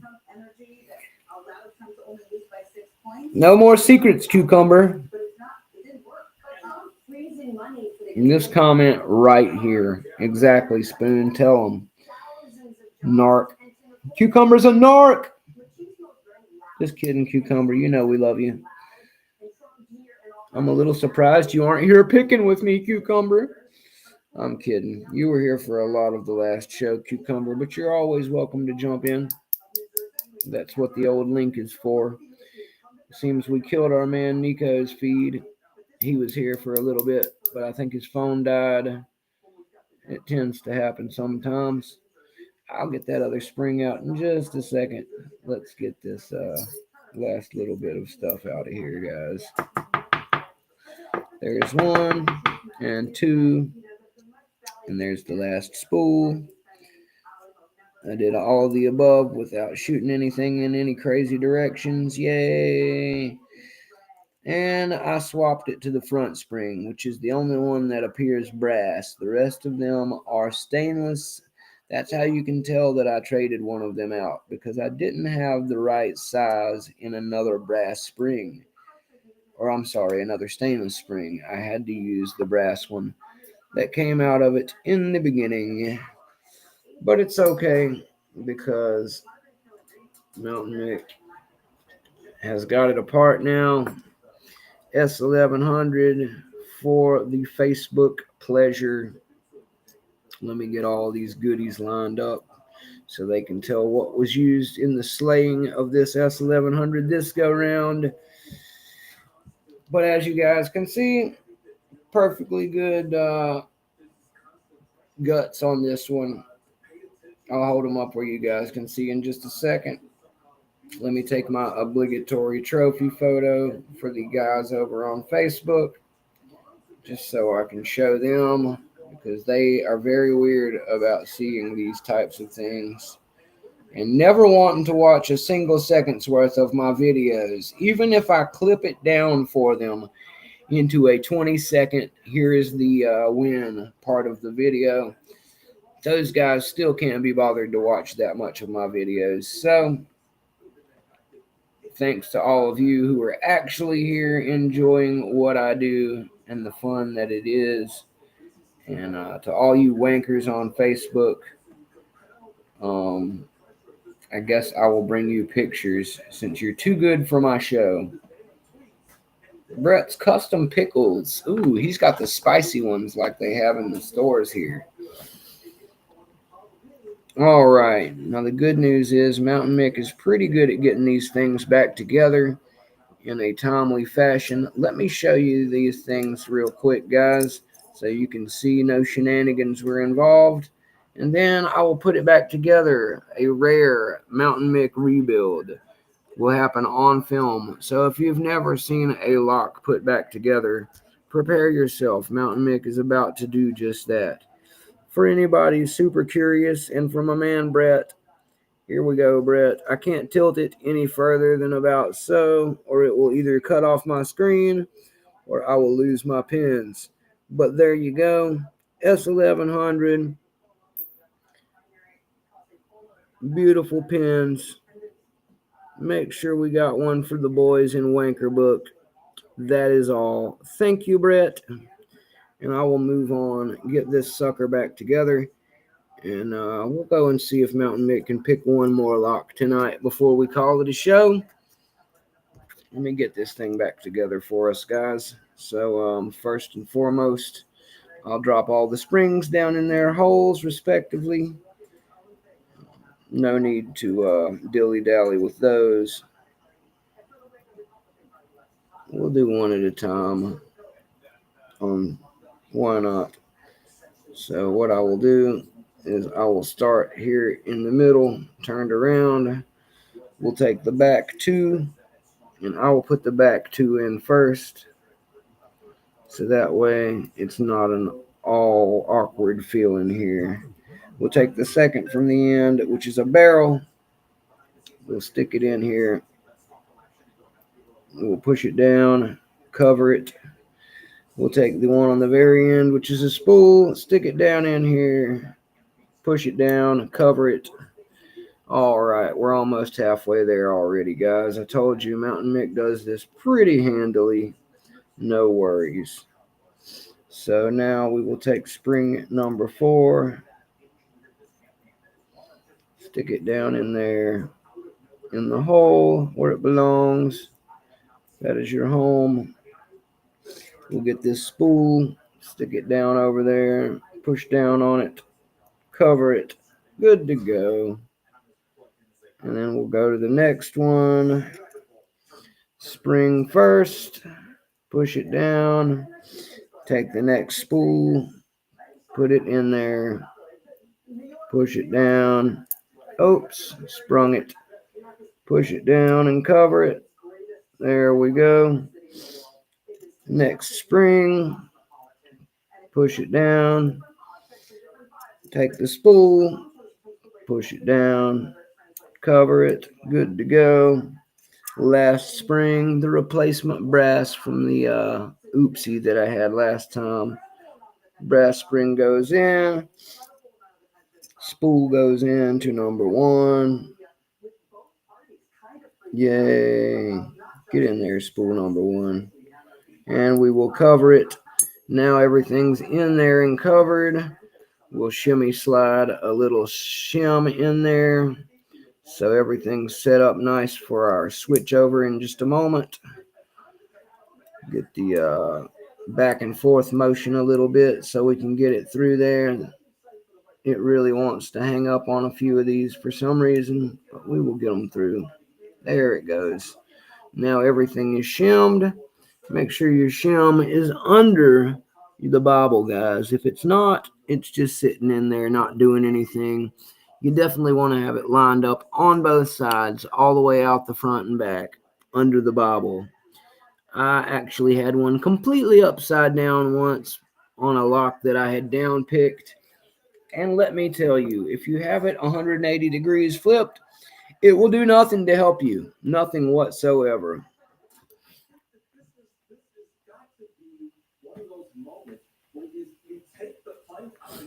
They've probably heard me call them wankers. Brett sucks. Well, they'd have to watch my show to hear me call them wankers, and that would mean they aren't wankers. So to all of you out there wondering if you're wankers or not, if you can hear me calling people wankers, you're not a wanker. But if you've never been here to hear me call you a wanker, and somebody else told you about it, you guessed it, you're a wanker. Clarity, Brett. It's important that wankers know they're wankers. And I feel that most of them knew they were wankers long before Mick told them so. Probably you got around to telling most of them before I was even here. That's okay, Brett. When they get up to the level of picking and being awesome at life that me and you have achieved, they won't be wankers anymore then. But until that day comes, and it is far, far, far away from any of them, they'll just be sad little wankers up until that day. All right, so we've got our keys all in on top of the key pin, and everything is flush.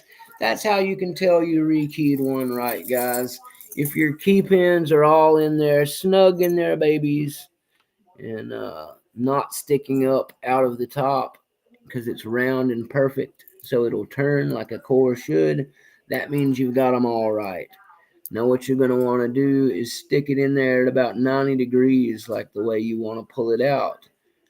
you don't want to stick it in there with it turned towards the bobble, because that will cause too many problems with them trying to jump into the ones with springs.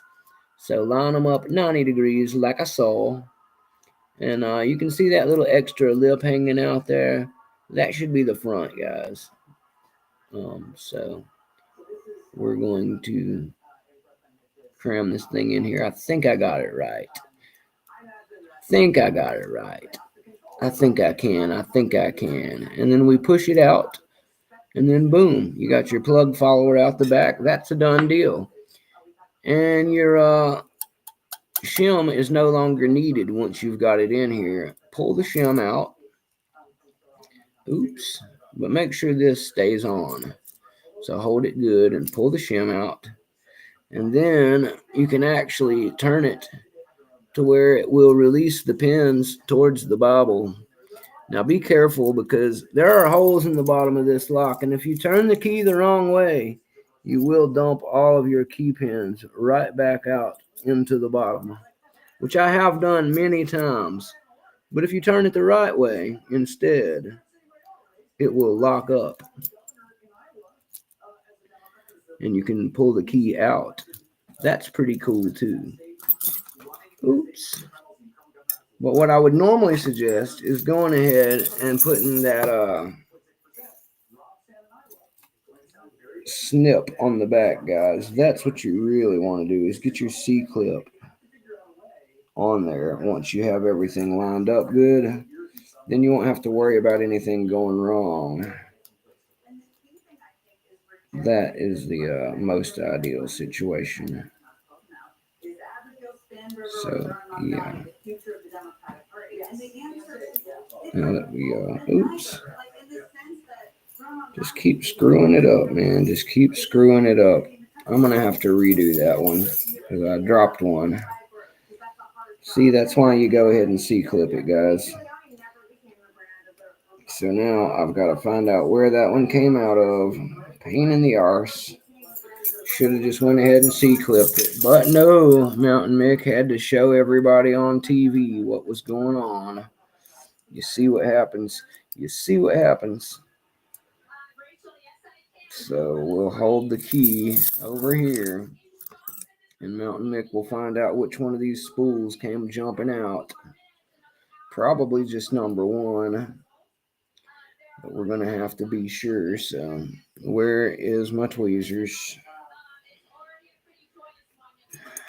And for anybody who doesn't know from gutting previous times, this little loop that's in the end here is to help you turn the spools and catch things in, guys. It's a couple of little walls that are there to help you with the turning of items. So use them to your advantage.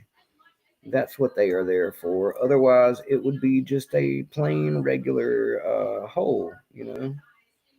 And fortunately, I was right. It just jumped out of number one because I screwed around a little bit. And you can see what I'm talking about since I did it this way. See how the little spool is sitting there in between the slots? That's what that's for, guys. Because you can turn it side to side and aim that little guy. And when you get it all lined up, all you'll have to do is press down with your tweezers. And hopefully not rocket it across the room. And when you do press down with your tweezers, then push over. Cover it as quickly as possible with this guy. And get your shim back in there. And you can get your old key lined up and ready to go again. Make sure that the slot side is the front. See how there's a little extra lip on this side? That extra little lip on the left or over here. I don't know which left or right is to you guys, but either way, the one that is not with my index finger on it, see, it's flat. The other one has a little lip from the Bible there. That's the front. So what you want to do is go from the front side and have it turned at 90 degrees, as I said before. And you want to just push it through there. You can go slow or fast. It doesn't matter. Some people like to go super fast. Some like to go slow. It doesn't really matter. the idea is just to get it in there. Then pull your shim out. And as I said before, the best thing to do when you make it to this point is find your C-clip. Get your little C-clip, and the C-clip will only line up properly one way, guys. There's a little notch usually in the top of the C-clip, and that notch actually has to sit in a little hole that is on the housing here most of the time. So find where that little hole is going to live and line it up to where when you push it on, it's in that spot. That way it won't have any excess jutting out. Because if it does, it won't go back in right. Now on this particular one, if you look really closely, right where the top or bottom of keyway here, where the slit is where the little nub is for it to go into. So if you snap it in right there, it's perfectly round and hidden by the keyway shape itself. That's how you know you got it right. Yay! Then you want to turn this thing the proper direction to get the key out without dropping the key pins all out the bottom. So turn it to where your holes are on the side, the ones on the bottom of the key core. Turn it to the side, so if you turn it the wrong way, they don't all fall out. See, I turned it the wrong way. That would have been a big boo-boo, and I'd have dropped all 6 out the bottom. So now turn it back all the way 180 the other way. And since you've got the C-clip on there, when you line it up with the Bible right, everything will lock, and you can pull the key out. Now it's all locked up, just like any unpicked good body kick would be. So we've got our kick back together. Keep the key out because you will need the key to test it here in just a moment. Get your lock body out. Make sure that the little turner piece in the bottom, you see that little half moon shape in the bottom, guys? It lines up with the little half moon shape on the back of this lock. So if you don't line that up properly to where this half moon plugs into that hole of a half moon, you won't be properly unlocking the lock, and it won't work, basically, which is why you need the key still. You want to turn it around in there and make sure that it gets lined up good so that you're actually turning the actuator. See, mine fell in there once I did it right. Now my key is going to be stuck in there. So you know what that means? That means this particular lock has only one way it can be done. What I'm going to have to do is take the key back out, and I'm going to have to find my little faceplate cover here, and I'm going to have to put it over top of the key. So that way it's already on there ready to go. So you get your faceplate on your key and then stick your key back in there with your faceplate on. And now we're all ready to actually install it. So you get it in there. And oops, you want to make sure you've got it on the right side. You line it up to where it's going to turn that little thingy. And then you, oops. Then you want to get your faceplate ready and actually line it up. Get your faceplate actually snug and ready to go in there. You don't have to do it this way on all of them. And I don't even always have to do it this way. So there must be a way around doing this particular little dance of shenanigans here. Just make sure you get it set up good, guys, to where you can turn that sucker afterwards. So now I've got my faceplate over top, but it's still not lined up good. So I'm going to take my key and stick it down through there. Oops, that's the wrong key. Duh. And take my key and stick it down through there, through the faceplate, while the faceplate's actually in the snug hole where it belongs. And I'm going to turn it with the key until it switches the actuator over the way it belongs. Come on, you. Why are you acting silly in front of the people? Don't do that. There we go. Now we got you in there, right?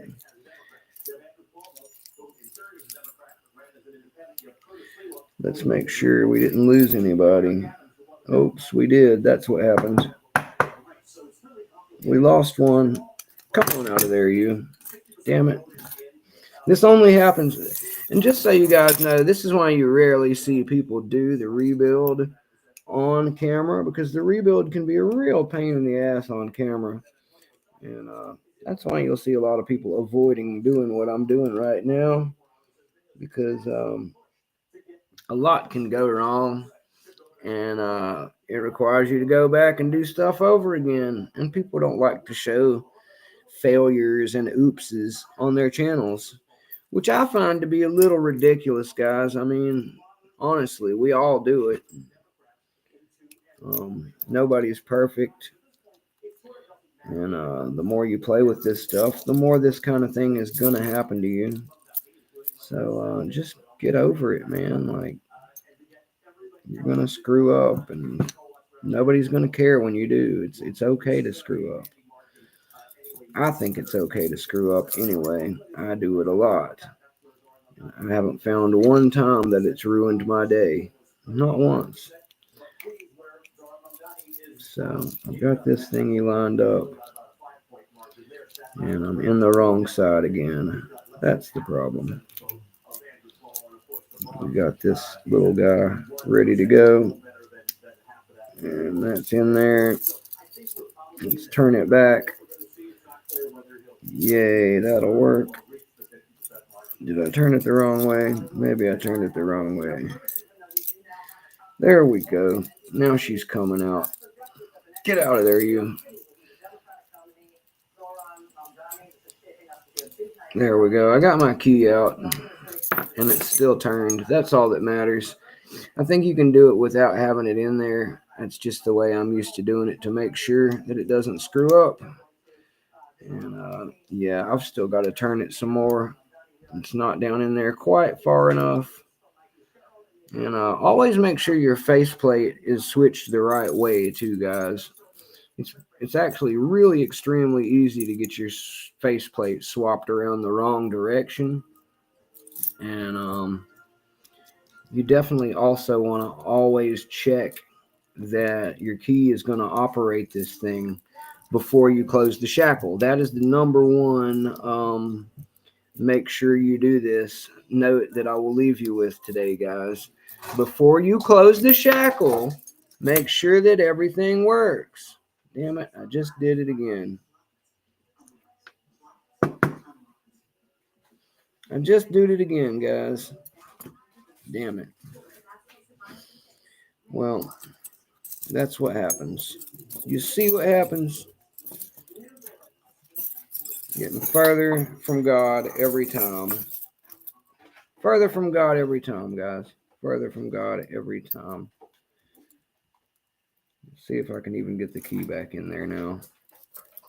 Son of a...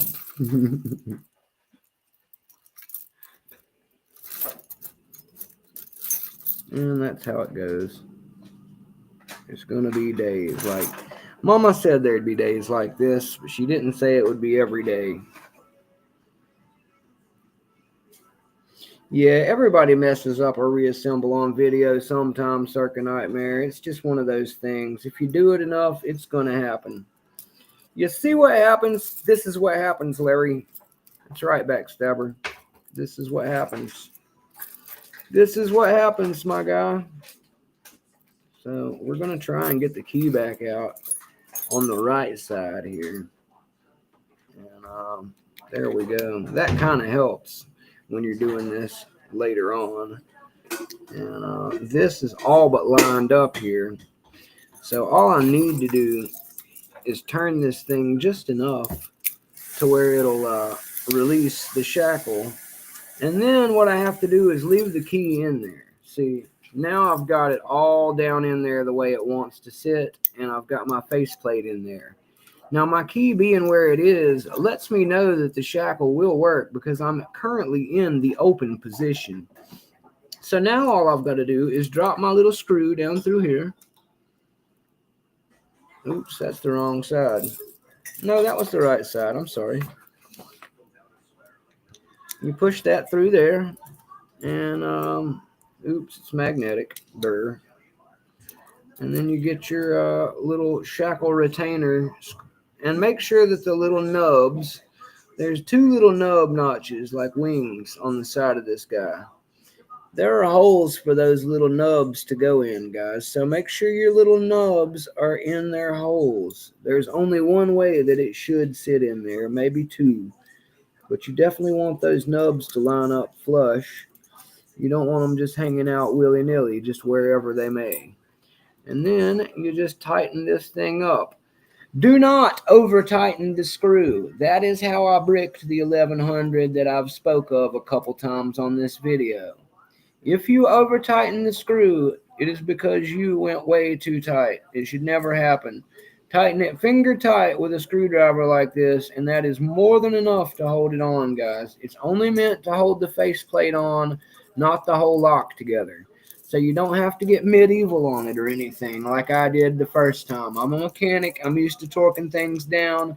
Don't do that. Do it finger tight. The faceplate can actually even be a little loose and it will be fine. But don't over tighten it or you will freeze and seize the whole lock. Now that you've got all of this together, you want to put the shackle in and it will let your key turn back the other way. That lets you know that it is once again, yay, a working S1100 key retaining style. So there you have it, guys.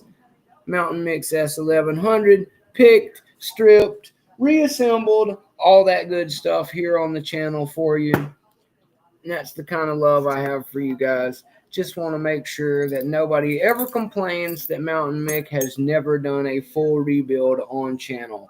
There you have it, guys. I usually don't make you suffer through the rebuilds because they're long, boring, and lots of stuff can go wrong during them, as you were able to see during this one. But that's the part that you guys usually get to skip over, and then Mounta1nM1ck will put up a video or a photo later of the lock working with the key and say, hey, I got it back together. So that's my process, guys. Adapt it to your own any way that you like. But that's pretty much all there is to this whole picking game, guys. Pick the lock, gut the lock, show that the guts of the lock were untampered with, reassemble the lock back into a working lock. That's it, guys. That's what we do. So thank everybody who checked this out with me tonight. I might pick around a little longer in Vice on something hard, but that's the major portion of my educational part of the video tonight. I won't be hanging out too much longer, especially with no guests here to fuel the show with shenanigans. But I will be back tomorrow again, of course. Never stay away from you guys long. Let's see. Where did my little plastic gutter go? Is it in there? Okay. I'll make sure we didn't lose any of my gutting implements. That would be a bummer. We got all our Sparrows gear back where it belongs. Get my awesome tweezers back in my Sparrows case. And my nice little covert pinner back in my man pouch. My handbag, man purse, where it lives. So I can always gut it down wherever my journey may take me with these locks. I try to at least keep some basics on me. Screwdriver. So that way, you know, you never know when the urge is going to strike, guys. So, let's do a little bit of ice picking tonight for fun, just to finish up the night. What time is Grits tonight, Rusty Spoon? I definitely want to get the hell out of here before Grits has his show. So if you don't mind letting me know when Grits' show is, we will drop a link for everybody to come on over and watch him and Swamp and whoever else is hanging out on the Grits show tonight. Because Grits has got a nice big, he's talked to me a couple times today. He's been trying to figure this restream business out, and he is supposed to have a guest on today, I believe. So we will support him, and I will be in the chat over there hanging out as well whenever he gets that going. I think I'm going to stick the old Asa Abloy back in here and try a little bit of down picking sealed my fate to failure. But that's okay, guys. At least it'll be fun. But that's what we're going to do now, guys. I'm going to take this Asa that has kicked my Asa multiple times before, and we're going to use it as a humbling tool tonight. Mounta1nM1ck has had far too many successes lately, and it's time to do that part where I get something really hard and throw it in the vise and remind myself that I am human. All right, so we're looking at 11 o'clock. So we've got about an hour until the grits show.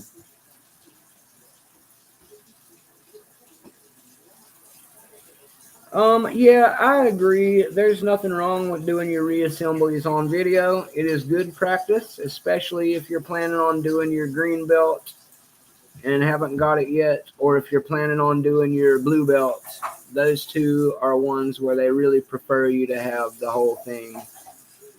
But after that, you can get back to not showing the whole thing, but you're going to have to gut everything from there on. So get very used to gutting if you want to be in the top levels, guys. Gutting is part of the business, and it's a rite of passage, just like gutting a deer that you kill, guys. I only gut my kills, is what I like to say.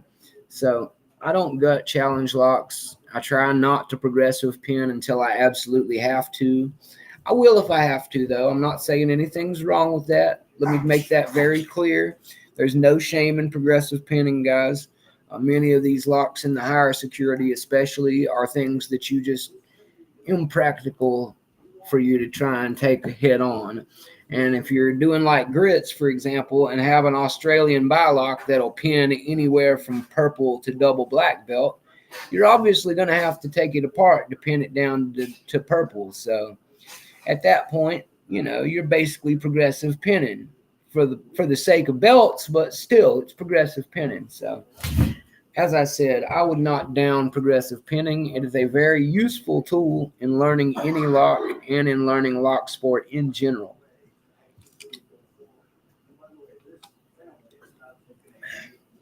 Thank you, Chuck Soup.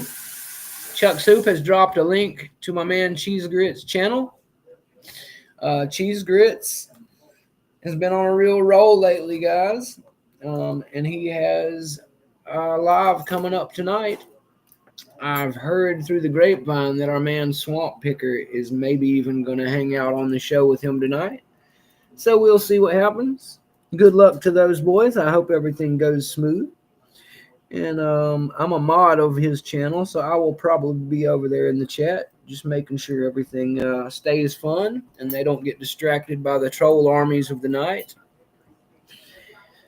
And I, in the meantime, am going to sit here and get my ass kicked by this Asa really quick. That is the plan, guys. I've got a nice top of keyway blue Moki set up in there. What's up, Conky? Conky also won Lockbox tonight, guys. Be sure to congratulate Conky on his new Lockbox swag that he will be getting. I'm super stoked for you, my man. That's a really cool thing. I love to see all my brethren winning themselves some cool swag packages. CLK has some of the coolest ones, so way to go, Conky. Super stoked for you. Spicy Nug! What's up, Spicy? I totally get it, Spicy. I usually get so excited about certain. I had picked that S1100 before in my defense, Spicy, so I wasn't as excited as I would be on the average new kill. When I pick one for the first time, it's all I can do not to. I didn't think about it, but maybe that's why I didn't fire any of the springs across the room this time. Maybe I was a little more focused since I've already picked that one before. But I do generally have a hard time composing myself enough to not make a big mess of it all over the place. So totally get it, my friend. Totally get it. Let me make sure I'm over here in camera good for you guys. I'm trying to do better about that, guys. When I get to Florida, I will find a way to start using a second camera overhead very soon. I will still have the front view from the laptop like we're using right now, but I've been wanting to add an over the top view for picture in picture for all those who would like to see my hand movements a little more up close and personal. I will try to add that in the near future, so you can really get in on what's going on in Mounta1nM1ck's hands with his tools. But for now, I am doing a little down picking down for the crown, UK style, baby. I've got my Mokies out. Hopefully, this Moki Extra will have enough room to still pick on this lock. If I find it a little too snug in there, I'll switch down to one of the regular flats. But really trying to use the extras if I can, because I don't want to have to go quite as gently on this thing. I feel like if I bully it a little more, I might do better. So I'm trying to use something strong enough to bully it with. And this Moki Extra flat should be just fine as long as it'll still get through the warding. No promises it will, but I've got tons of other things. If not, I'm going to try to use a Jimmy Long's round or a Jimmy Long's gym hook if this doesn't work out for me over a little bit of time. But I will be trying to down pick my way to success on this Asa tonight. I have never opened it before, and it is one of my current really want to open it locks. So I will be attempting to do some serious down picking now for the glory of Lock Ninja-dom. Down picking is something that's made all of my picking better because I'm so used to picking in the upward fashion. Learning to down pick and the little subtle differences in what makes a pin feel different with gravity flipped the other way have really taught me some things that transfer over, I would say. So I would recommend to everybody to give it a try sometime. Whatever way you're used to picking, get outside of your comfort shell and try picking in the opposite direction. I think it will yield even better results for you. Even when you go back to your normal way of picking, you'll suddenly be better. I can only explain it that simply. Don't ask me why. It just works. Believe me, it works. Give it a try and you'll see for yourself. Still have a lock missing a key pin that bounced off my pinning tray. It's just gone, so I have a master that has some spare parts. I hear that, Brian. We all have some pins and springs that have joined the abyss. I usually find mine, not always immediately, but I usually do find all of mine. But I have the advantage of a hardwood floor. It's not really wood, but a faux hardwood floor under me. I don't have any carpet or things like that to contend with. Now, if you're on a carpeted area in your lab, God bless you when those springs go flying. You're never going to find that stuff. Ever. Your cats might find it. A magnet might find it, but you will not. Exactly, Spicy Nug. There's so much adrenaline and dopamine and relief. It's just really hard to focus. I forget to do all kinds of things whenever I just popped one. I've actually seen some people so excited they picked one that they forgot to gut it all together. You know what a burner it is to make a new speed pick on something and to forget, totally forget to gut it afterward? I would be so heated. Can only pick the 7240 down picking. Well, you'll get better at it, Brian. I haven't tried down picking in hand very much. I actually already kind of sideways pick when I'm picking in hand. I don't like the way my wrist feels when I hold it straight up and down. Unless I'm sitting at a desk or something, it's hard for me to keep that straight up and down pick going on. So I typically tend to be side picking anyway, like this. Or even sometimes I'll be down picking with it flipped over like this. So I think really the hardest for me out of a vice is to pick with the Bible up, believe it or not. That's just me personally, but I don't know what everybody else's experience there is, but I can tell you for sure that's how it works for Mounta1nM1ck.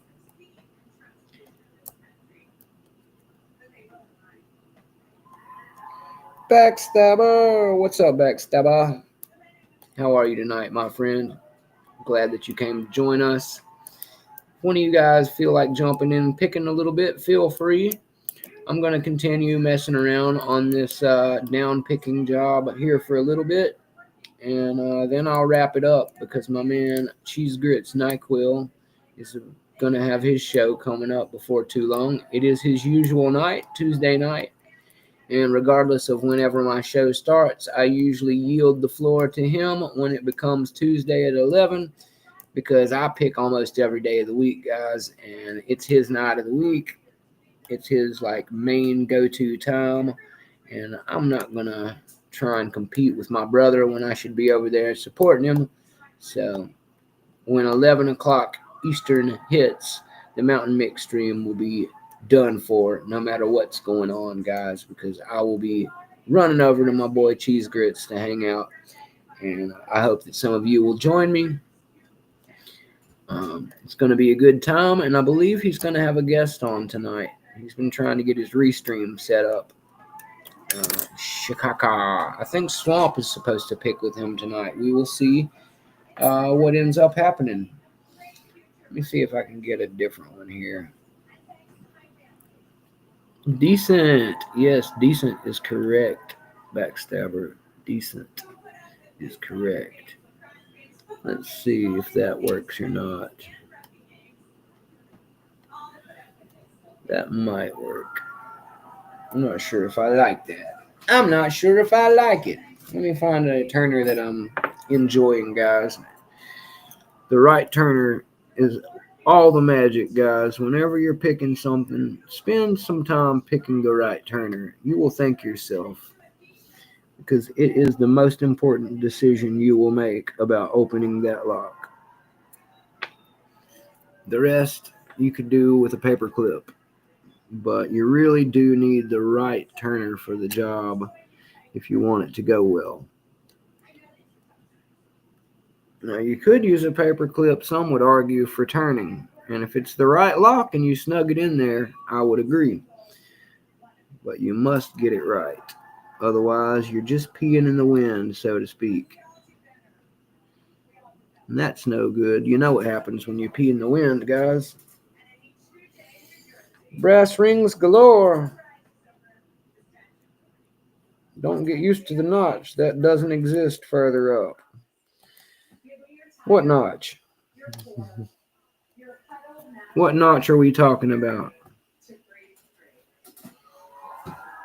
Which notch are you talking about, Spicy? The notch on the C-clip? Makes no difference to me, my friend. I'm used to taking apart and putting back together automatic transmissions, which have way more moving parts than any lock I've ever touched so far. But I will take on whatever comes to me, my friend. I am in this for the long haul, Spicy. I fear no lock, sir. Fear no lock.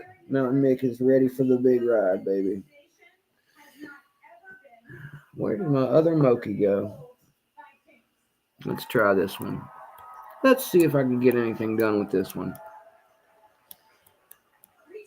Oh yeah, that's a little better. That's a little better. We had Nico James on with us earlier, guys. I think his phone gave out on him, but I'm really happy to see Nico back amongst us and picking around with me a little bit. Sorry we lost you, Nico. You're always welcome back whenever you get your phone stuff worked out. You know we love you, brother. I'm glad that everything's okay with you. I was beginning to worry.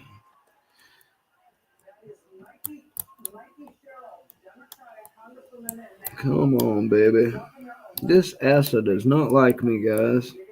I don't know why, but it really doesn't like me. And I have no idea what's inside of it. I've never opened it, so I don't know if it's got gins or barrels or what's going on in there. But I will open it up and show you once I open it one of these days. Rest assured, once it finally yields, I will show you what was inside it. That's the rules. I'm not going to show you till it opens. I would say I didn't make it that way, but I did make it that way. I don't look unless I've had it open already. It's just part of the fun for me.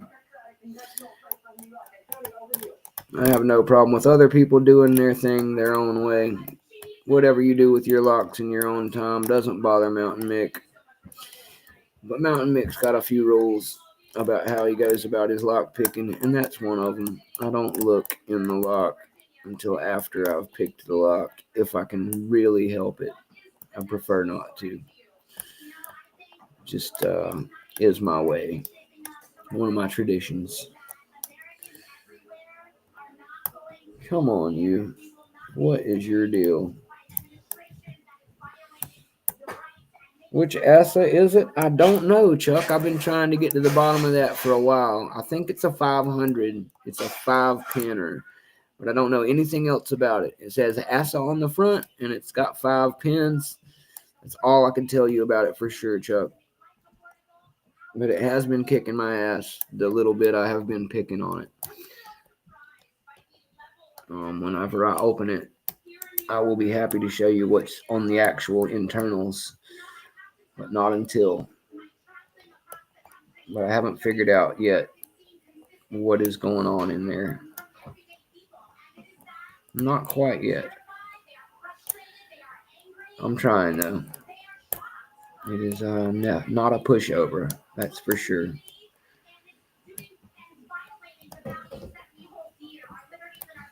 It is not a pushover, but I will get it open. Mark my words, it will open one of these times. Maybe even tonight. Maybe even tonight. Yeah, basically, Chuck. I figured yours was about the same. I don't know what it is for sure. Can't even remember who sent me this one for sure at this point, Chuck. No, I take that back. This one came from London, England, from my friend Neil W. Neil sent me this one along with all the other Euros you guys have seen me picking on.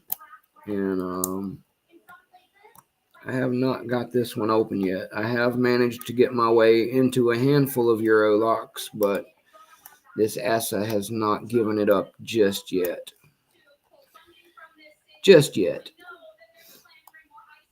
It will, though. Make no mistake, it will give it up one of these times. And when it does, you'll be here, Chuck. I'm just trying to find a way I like tensioning it a little better, honestly. There's a couple different places I can snag onto it that are okay, but none of them give me the level of feedback I'd really, really like, if I'm honest. There's a handful of ways I can approach it. I just haven't found one that I'm happy with yet. Maybe that one just doesn't sit in there really good. Let's see about one of the 50 bar. What about a 50 bar? There we go. That 50 bar sits in there pretty good. Let's try that. Ah, well, just when I thought I had it. Maybe. It wants to slip awfully bad. Let's see if I can double up on it.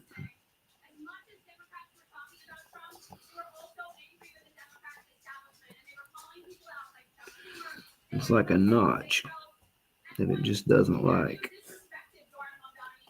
Let's try it from there. Let's try it from there and see if I can get into it. Just maybe it'll work. Now, I do have a decent hold on it at least. That should give me a little bit to work with.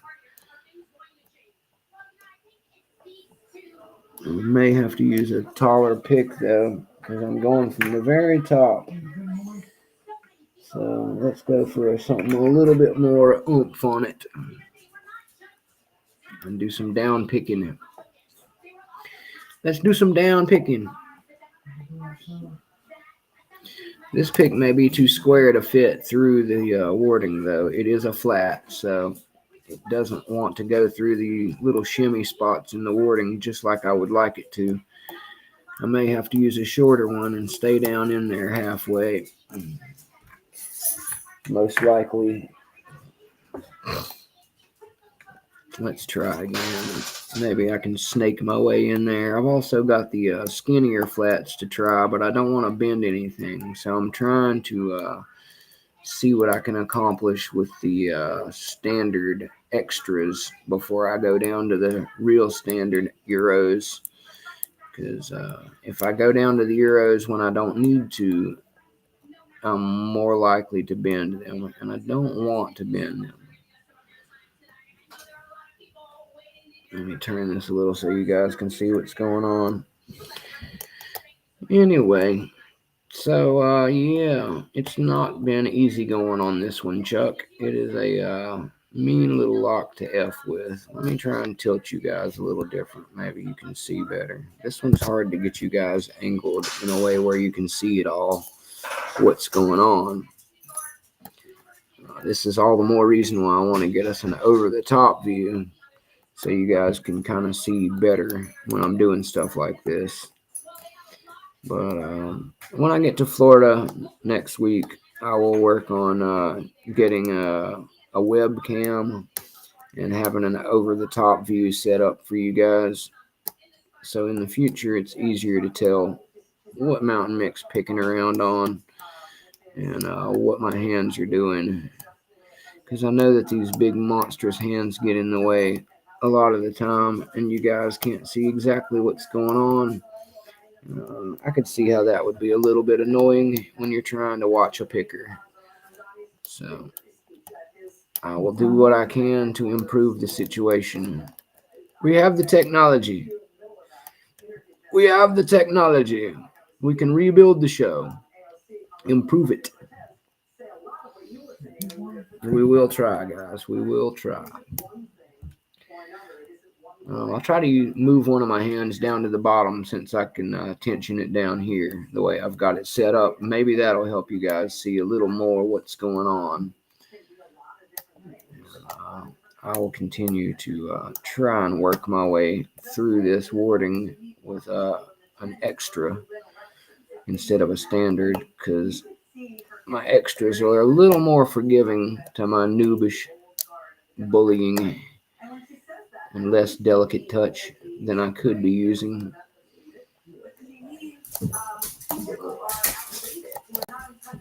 Come on, baby. You know you want to pop that pin down in there and open. It's been clear he was going to win that race for Pete. He made that choice because he was afraid. Fin 5 gives a wee tiny bit of core movement, and that's it. The free Peterson. I hear you, Chuck Soup. Maybe I'll give the free Peterson its try tonight. Brian was singing its praises earlier. I sure don't mind accidentally breaking it. Maybe I'll stick it in there here in a minute. It might have the roundness required to pick through the warding the way I'm trying to. I'd really hate to tear up one of my Mokies on this thing. I really need to get some pointies and rounds in the future, but I was really just starting to get good with flats before I started working with Euros and paracentric stuff, so reassembly optional. I hear that, Spicy. Reassembly optional. Once you got it, you just leave it in a big Ziploc bag. Tell the next guy who wants to pick it that it's a some assembly required lock. Some assembly required. I'll sell you this lock. It's got all the pieces, but you got to put it together first.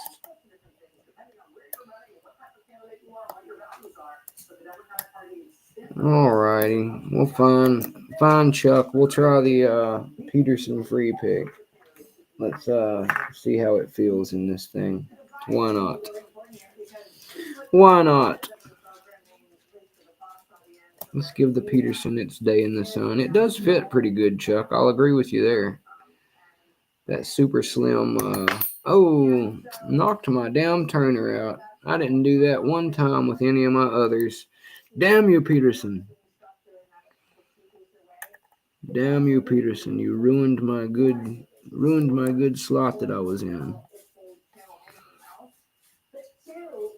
All right, let's try this again. Only I will be a little more careful. What's up, Jackrabbit? Thanks for dropping in, Jackrabbit. I am doing a little down picking on an ASA right now, sir. I picked an S1100 for all the kids in the fun earlier, and now we're just doing a little bit of ultra hard, top of mix skill level down picking Euro ASA action. So how are you, Matra, my friend? Just trying to do a little bit of fun stuff and keep everybody fired up in the crowd. Cheese Grits is going to be going live here in about another 30 minutes. I will be wrapping it up before that. And probably jump over there and hang out in the chat while Grits and whoever he has as a guest do their thing. I believe he's having Swamp Picker as a guest tonight. I know Cheese Grits is having a show tonight. Either way, it is his weekly night. Thursday at 11 p.m., guys, is where you can find Cheese Grits NyQuil on his regular time. And we're all looking forward to that, I am sure. Yeah, buddy.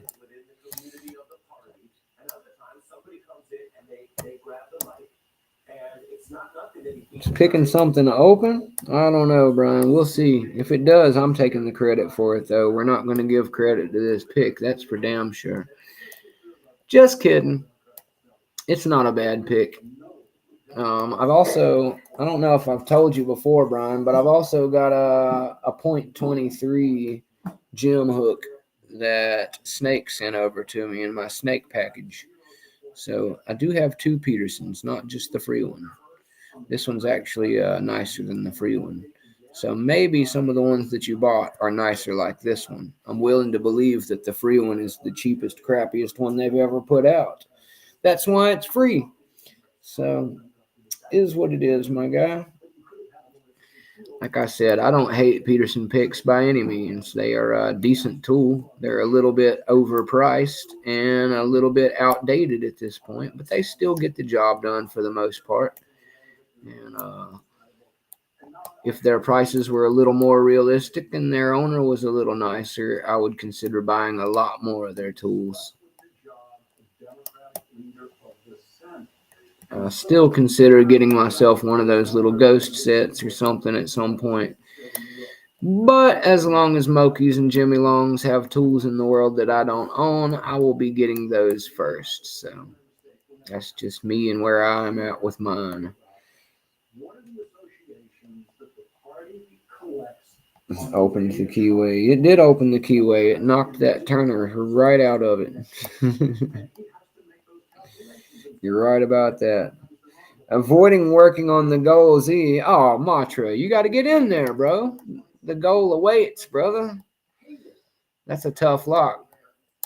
I am somewhat jealous and at the same time somewhat happy that I'm not dealing with that right. That's a tough lock you're talking about there, Jackrabbit. Isn't the goal Z a red belt or a black belt?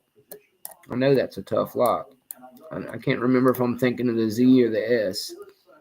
Either way, they're all tough ones. The P, the Z, the S, all tough locks. I haven't seen a goal that was easy looking. God dang it. Now see what your Peterson's doing here. Didn't have this problem till I pulled the Peterson out, man. Weak sauce. Maybe Petersons are better for picking in the upward direction and not the downward direction. Maybe that's where I've gone wrong here. Anyway, I will try a Jimmy Longs now because I'm a little annoyed by this Peterson at the moment. It's going to go back in my EDC, though. If that makes you feel any better, it is an everyday carry for me. I'm actually going to go way off cuff here. I'm going to go all the way up to a 25 Sparrows Euro hook just to be super crazy. Super crazy. I'm going to go from a Peterson to a Sparrows. That's right. You heard You heard correctly. He's going to go for the Sparrows instead. I would take my Sparrows over a Peterson 10 out of 10 times, guys. 10 out of 10. Every freaking time. Yeah, exactly. Put the Peter away. You're right, Backstabber. It just wasn't meant to be. I'm going to have a free giveaway of my Peterson tools pretty soon. I'm going to give away the only 2 Petersons I have one of these days, guys. Clearly that I'm not putting any good work in with them. They might be better served in Brian Breakshit's hands. I'm remain firm that different pickers are better with different picks. It's different for everybody, guys. Your style dictates that you'll be better with certain picks. And Brian might be great with a Peterson, but Mounta1nM1ck has yet to find Petersons that do well with him. Don't know why. Maybe there are Petersons that are good for Mounta1nM1ck, but he has yet to put one of them in his hand.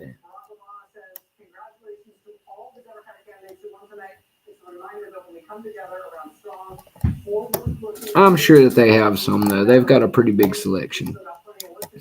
So Peterson send a big old massive collection of picks to Mounta1nM1ck. And if for some reason I can't make the magic happen with that massive set, I will unload them to my man Brian Breakshit, and then I will turn around and spend my money on some more Mokies and Jimmy Longs that I know I love already. Maybe even get some law lock tools and some multi-picks that I haven't tried or afforded yet. But at the end of the day, guys, the pick can only do so much for you. You got to have the talent yourself, and I think I'm running low on talent for the day as it is. No, you didn't miss the lock ID, Spicy Nub. I actually don't know what the lock is. It is an ASA. It is a 5-pin ASA. And that is all I can tell you for sure about it. I have never gutted it open to see what's inside. And because of that, I could not tell you for sure whether it is gins or barrels or what's going on inside of this thing. All I know for sure is that it is a 5-pin ASA. And that is all I can tell you right now. Now, if I get it open, I will gut it, and you'll be able to tell a lot more by that, I'm sure. But yeah, I do like to down pick Spicy Nug whenever I'm using Euros. It just seems proper part of the challenge to pick it in the downward direction. I usually pick my Americans in an upward direction on the vise, and in hand, I'm kind of sideways anyway. But when it comes to my Euros in vice, I prefer to pick my Euros in vice in the downward Bible, down for the crown direction. That is just another weird preference that we have here at the Mounta1nM1ck channel. You may pick your locks in any manner that you prefer. I like to have all my Euro locks Bible down. Because Brett Sucks also enjoys watching a little down picking. Brett, our buddy from the Great Britain area, good old England, he picks down for the crown himself, and I'm trying to impress him and all of the good makers like Rob Lawn and Terry B. Pickin and Nigby. So to get all their attentions, I can't just be seen picking like a Yank every day. R.I.P. Carpet Lock Labs. Yes, exactly. Carpet Lock Labs are a nightmare, guys. Oh yeah, Jackrabbit. I never expected it to be easy. I don't do this for ease or for opens that are easy. I could be snake raking the ever loving the F out of this thing and trying to open it if I wanted to open it, and that was all. And I would have it in the up and down position too. Um, what I'm actually trying to do is single pin pick downward to glory here. It is a challenge I like to use all unto myself on all my Euro locks. And it has made me a better picker in both directions, challenging myself to pick downward on these locks. It really does change the game a lot. No problem, Brian Break Shit. Thank you for coming to hang out. I'm not going to be here too much longer. I don't think I'm going to be magically getting into this asset in the next little bit, but I will try for just a little longer. And I too will be headed over to my man Grit's show here in about the next 20 minutes ish or less, guys. He starts at about 11. I will be getting out of here a little before that, so there's no overlap this time. And that'll give me time to do a few things too. Let's try that one. That one seems to sit up in there out of the way halfway decent. Maybe that'll give me a little room. Let's try this round bare bones pick. Maybe I've got enough room to maneuver it in there. Not sure if I do or not going top of keyway this way. I probably should have used this one while I was in there the other way. Yeah, that's exactly right, Jackrabbit. That is exactly why I do it. I'm a die-hard knucklehead, and I like to do things the hard way, so there's no doubt about the fact that I did them the right way. It doesn't always lead to quick success, but whenever I do have success, it is well-earned success, my friend, and I don't mind earning it the hard way. I'm not racing anybody here. This is all about bettering myself as a picker. So since I'm only really worried about becoming better from day to day, it doesn't really matter how I measure anything else, because it's just all about me and whether I feel like I'm doing better than I did yesterday.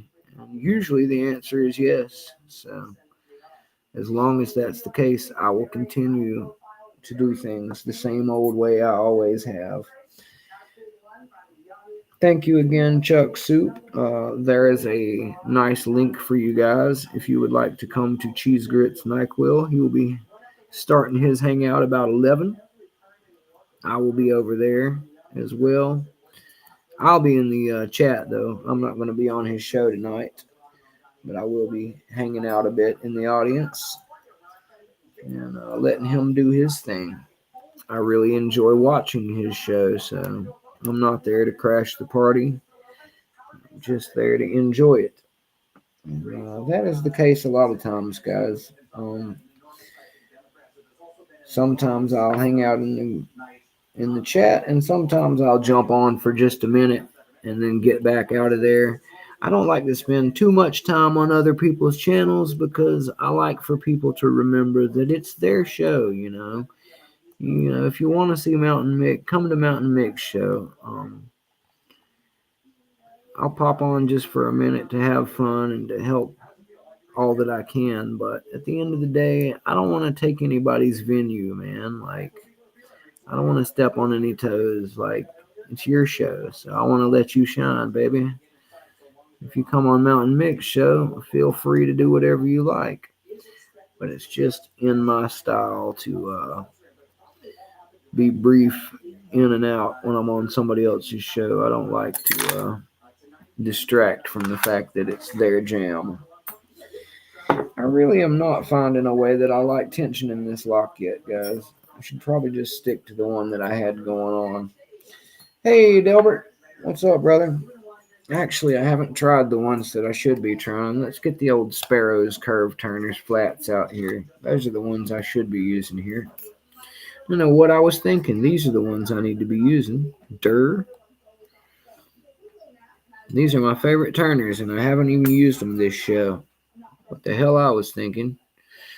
All right, guys. Well, Mounta1nM1ck has come to his senses and broken out the better turners from his pocket. Let's find the one that snugs up in here, right? And we'll get back to work. What's going on, Delbert? The wrecking raccoon himself. There's the one we want, guys. That one fits snug and perfect down in the bottom to where I can just hold it with one finger. Beautiful. That's what we've been looking for. Sorry, guys. I had it in my pocket the whole freaking time. Had it in my pocket the whole freaking time.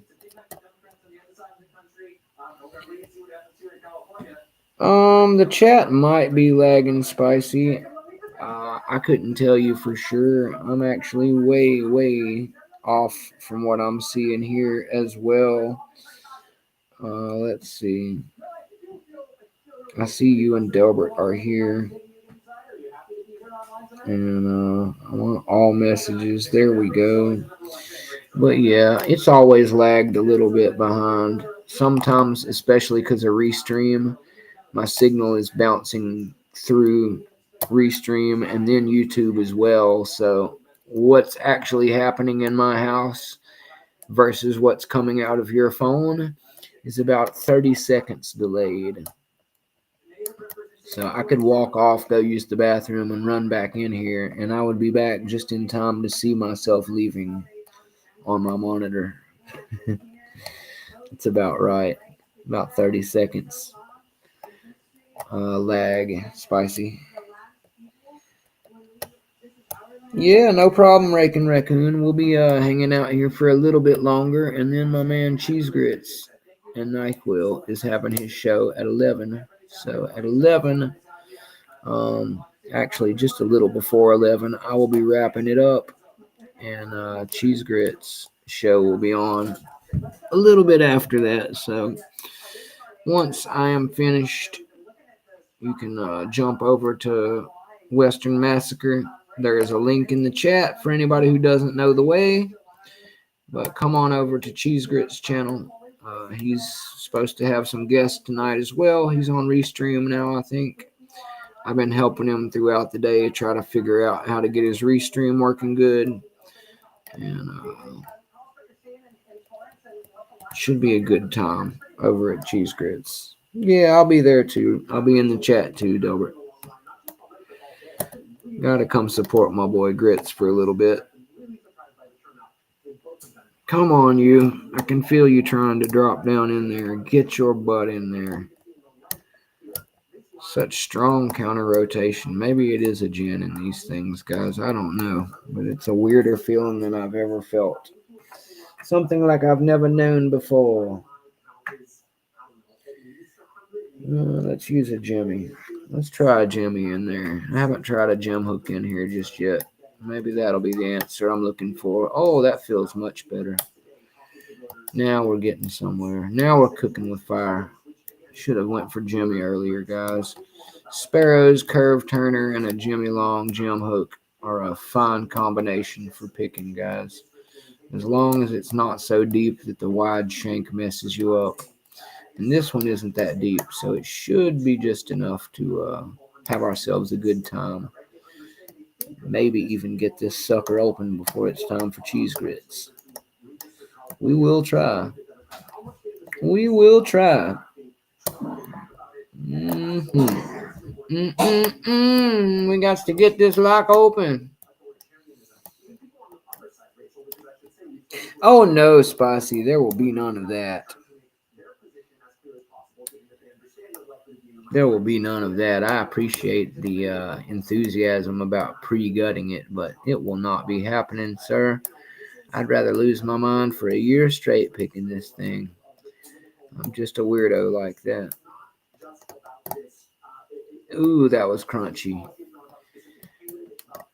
Yeah, there's something weird going on in there. That is a crunchy mother on 3. Lord of mercy. What a crunchy mother. What a crunchy bugger. We will see. Don't you worry, Spicy. When I open it, you will get to see what's in this bad boy. Greyhound! The big dog himself is in the house. Woof! What's up, big guy? This is an Asa 5-pin. I don't know the exact model Greyhound, but it is a 5-pin Asa, and I don't know what's inside it. because I haven't successfully picked it yet, and I will not gut it until I do. But it could have gens, it could have barrels, and it could just be a really pain in the butt regular lock. I don't know for sure. But when I get it to open, I will give it the old gutters down, and I will let you know what took so long and why Mounta1nM1ck struggled so much with it. Earlier in this episode, I opened an S1100 that I've opened before many months ago on the show, but I wanted to prove to myself I still had it, and I was able to run through that S1100 without too much trouble. I've been getting really good at American series locks. I've had a good week of opening A1100s. I ran through that S1100 earlier, and finally getting to the level of being able to handily spank most green belts makes me feel good. But until I get that damn 7440 open, I can't really call myself the master. So I will continue battling with it a little too. And congrats to Brian. I believe Brian got his open earlier yesterday or today. Either way, him and Mace both have been working on those things. I have not spent as much time on those lately as I could because I've been working on this and working on the purple best cores that I got one of out. But anyway, yeah, I get distracted by lots of different locks. So just picking my way through them as fate decides. You have an ASA you need to get open yet, too, and a Titanium that you're playing with. Okay. I got to get me one of those Titaniums, Greyhound. I hear that they are a bit of nightmare themselves, but I have not got one yet. I've actually got 2 new wish locks on my list right now that I'm really wanting for my upcoming birthday/Christmas. Since I got that best core out, I've been talking to G Keyman about an Abus 83 IC45, I believe it is. In other words, it's a brass body that would go on the best core I just yanked out the other night. That's what I'm wanting to do, is put it in an all brass body and have it keyed up with actual SFIC control key and operation keys, so I can actually use it as a lock and pick it for my purple belt, hypothetically. What else? I also found out about a really cool lock from my man Brian Breakshit. He found an ace lock. I have the model number earlier in the show. But anyway, it shouldn't be too hard for you to find. It's about a $45 all brass model that Ace makes. And it is designed with a 5 and 6 pin core that you can repin to match a Schlage mortise, because the design is made to where you can repin it to your house key if you have a Schlage house key. At any rate, I think it would be perfect for using my Sparrow's pins in as a full-time, full-body practice lock, all brass. And as a brass man, I think that's just one of the sexiest ace locks I've ever seen.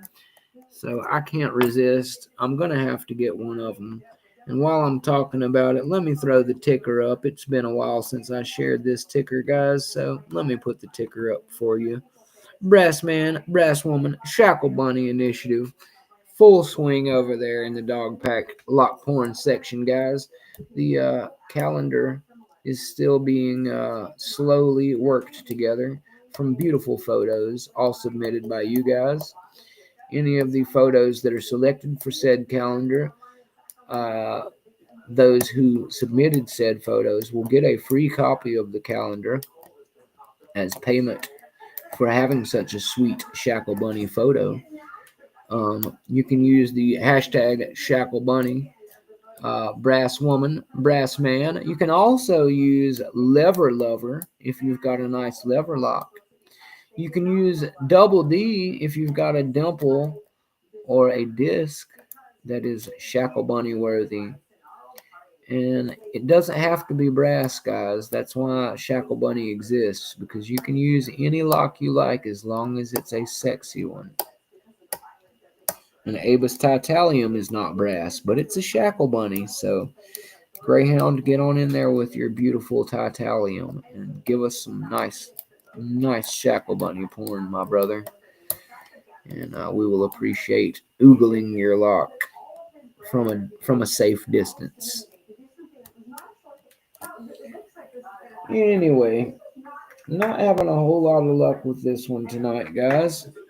Let me get the old half diamond out here and see if I can give her hell for a second.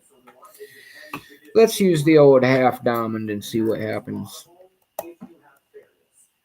Let's give it the old half diamond.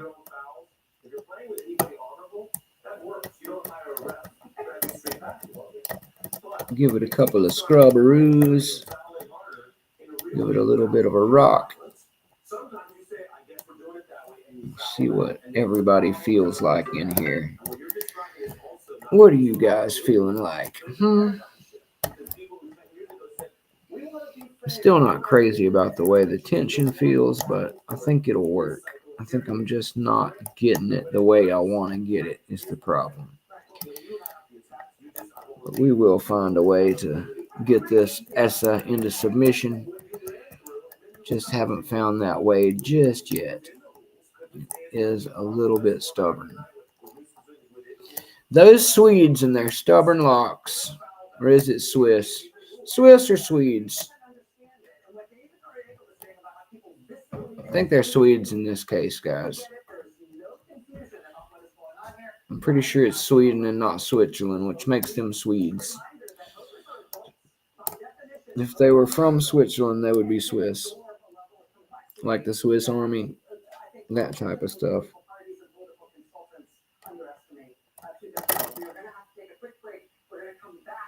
You loan your locks gutted and pay shipping. Spicy, I'm thinking of having GQ Man rekey my SFIC for me, and then I will drop it into that body, all sexy and brass and beautiful. That's the idea. Currently, that's my idea. It's not a hard plan yet, but it is the current idea I'm rolling under. I think it would be nice.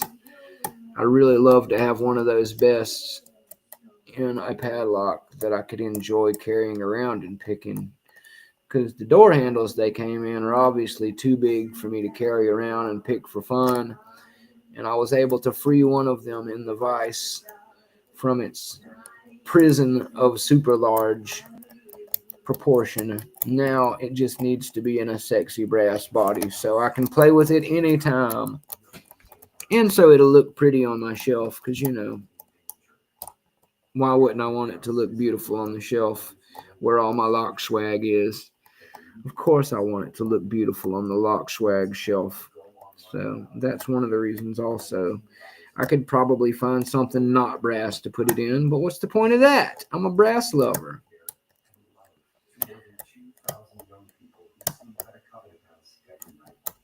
Anyway, guys, what was that ding? Is somebody in here? You never know when somebody's going to pop in, guys. I just got to make sure that I don't... Okay. Just making sure nobody snuck into my waiting room. You never know when somebody sneaks in, guys. Let's turn this thing back off. And we'll turn on the Archibald Kenobi, You're My Only Hope sign. Because very soon, Archibald Kenobi will be your only hope, guys. You'll be forced to shimmy on over to Cheese Grits and NyQuil if you wish to continue your journey in lock sport tonight. Let's try the slightly more aggressive half diamond and see if that makes any difference. I've got 3 sizes of half diamond, by the way, guys. I've got a medium, a tall, and then my Sparrows is kind of a short. This is the tallest, most aggressive half diamond that I have. And I think it's doing the best work on this lock because I can feel it touching the pins the best. So it might be the right one for this lock. Let's see if I can at least half D my way into this bad boy before the show's over. Since my SPP in it is not getting it done, let's at least see if I can get an open on it. That would be lovely. That would be lovely. Sneaks in. Black Smoke Joe never sneaks in. What's up, Black Smoke Joe? You're always welcome, Black Smoke Joe. Don't let anybody tell you different, brother. S is blue, P is brown, Z can be red or black. Oh, the goals. Wow, you are way behind, Spicy Nug. You must be like not hit the live button or something, my guy. I was talking about those goals a long time ago. Goodness, son. I hope everybody's not that far behind. I love you, Spicy, but that was a good 20 minutes ago. What's up, Black Smoke Joe? How are you tonight, sir? Hope you are doing well. Just messing around with this Essa. I have no idea, Chuck Suit, and you're going to have to go into the past to get Spicy Nug, because he's still having conversations with us 20 minutes ago. So I have no idea. Or maybe he's still in the current chat, but the old video, I'm not sure how that works out.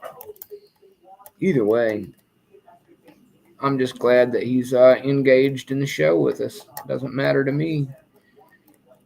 I don't even care what time zone you're in, Spicy. Just glad to have you here, brother. But man, this thing does not want to open, guys. Let's give it a quick saw in again with the half diamond. See if it makes any difference in what goes on in here. Probably won't. But I thought the same thing about the best lock, and what do you know? The core fell straight out of it after a few minutes of messing around. So you never know when it's going to work and when it's not, guys. You just got to try it out. Trial and error is the only real way to be sure. Things that seem like they're crazy and would never work. I literally in the video was like, hey, Grits, wouldn't it be crazy if I put my city rake in here for a minute and it fell out? And damn if that wasn't exactly what happened, guys. So you never know. Sometimes the craziest, most doubt that's going to work ideas turn out to be golden. So always try everything that you can think of on these locks when they start getting really ridiculous. You never know when you're going to accidentally stumble upon something that was so crazy nobody else tried it. And they didn't try it because they figured it wouldn't work. So that's why they never told you about it, because they didn't know any better.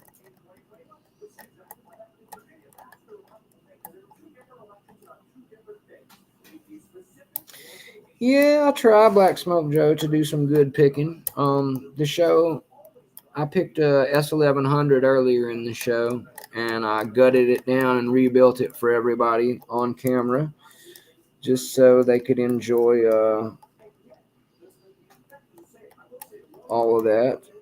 I didn't literally crap myself, Chuck Soup, and I thought I would, but I didn't. I was very close though. I might have skidded myself a little bit and lied about it until now. It wasn't a full poop in the pants, but I might have skidded just a little bit, Chuck Soup. I haven't. I'm not really sure how graphic you want to be about this, dude. Look at my picker finger, guys. This is what a picker finger looks like. You see that big old notch right there from the last knuckle all the way out? All that dead skin crinkled up and looking like a burn victim on the side of my middle finger there, all the way out to the tip right there, where there's a round spot on the tip here. That is all picker finger, guys. That is all from contact with picks. No shame in the game. That is a badge of courage there, gentlemen. When your thumb's all scarred up like that and has a spot like this, you can see the thumb one a little bit right here. But the one on the middle finger is unmistakable, guys. That is picker finger. picker finger. You too can have a beautiful picker finger like this. All right, now let's just try a really let's try a really tall gem hook, and then we're gonna get out of here, guys. I don't think I'm gonna get it done anytime soon, and my boy Grits will be starting very shortly here, guys. Yeah, a bit of a shark chuck soup. It was more of a turtle head prairie dog situation, and it just got away from me because of that best core jumping.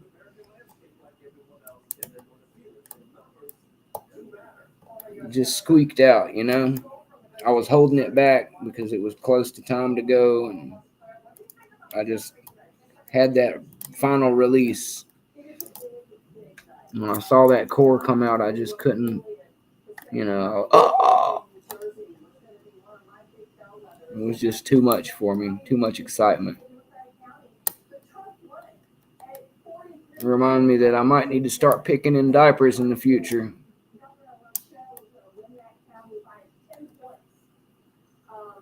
Thank you, GK man. I appreciate it. I will be wrapping it up here.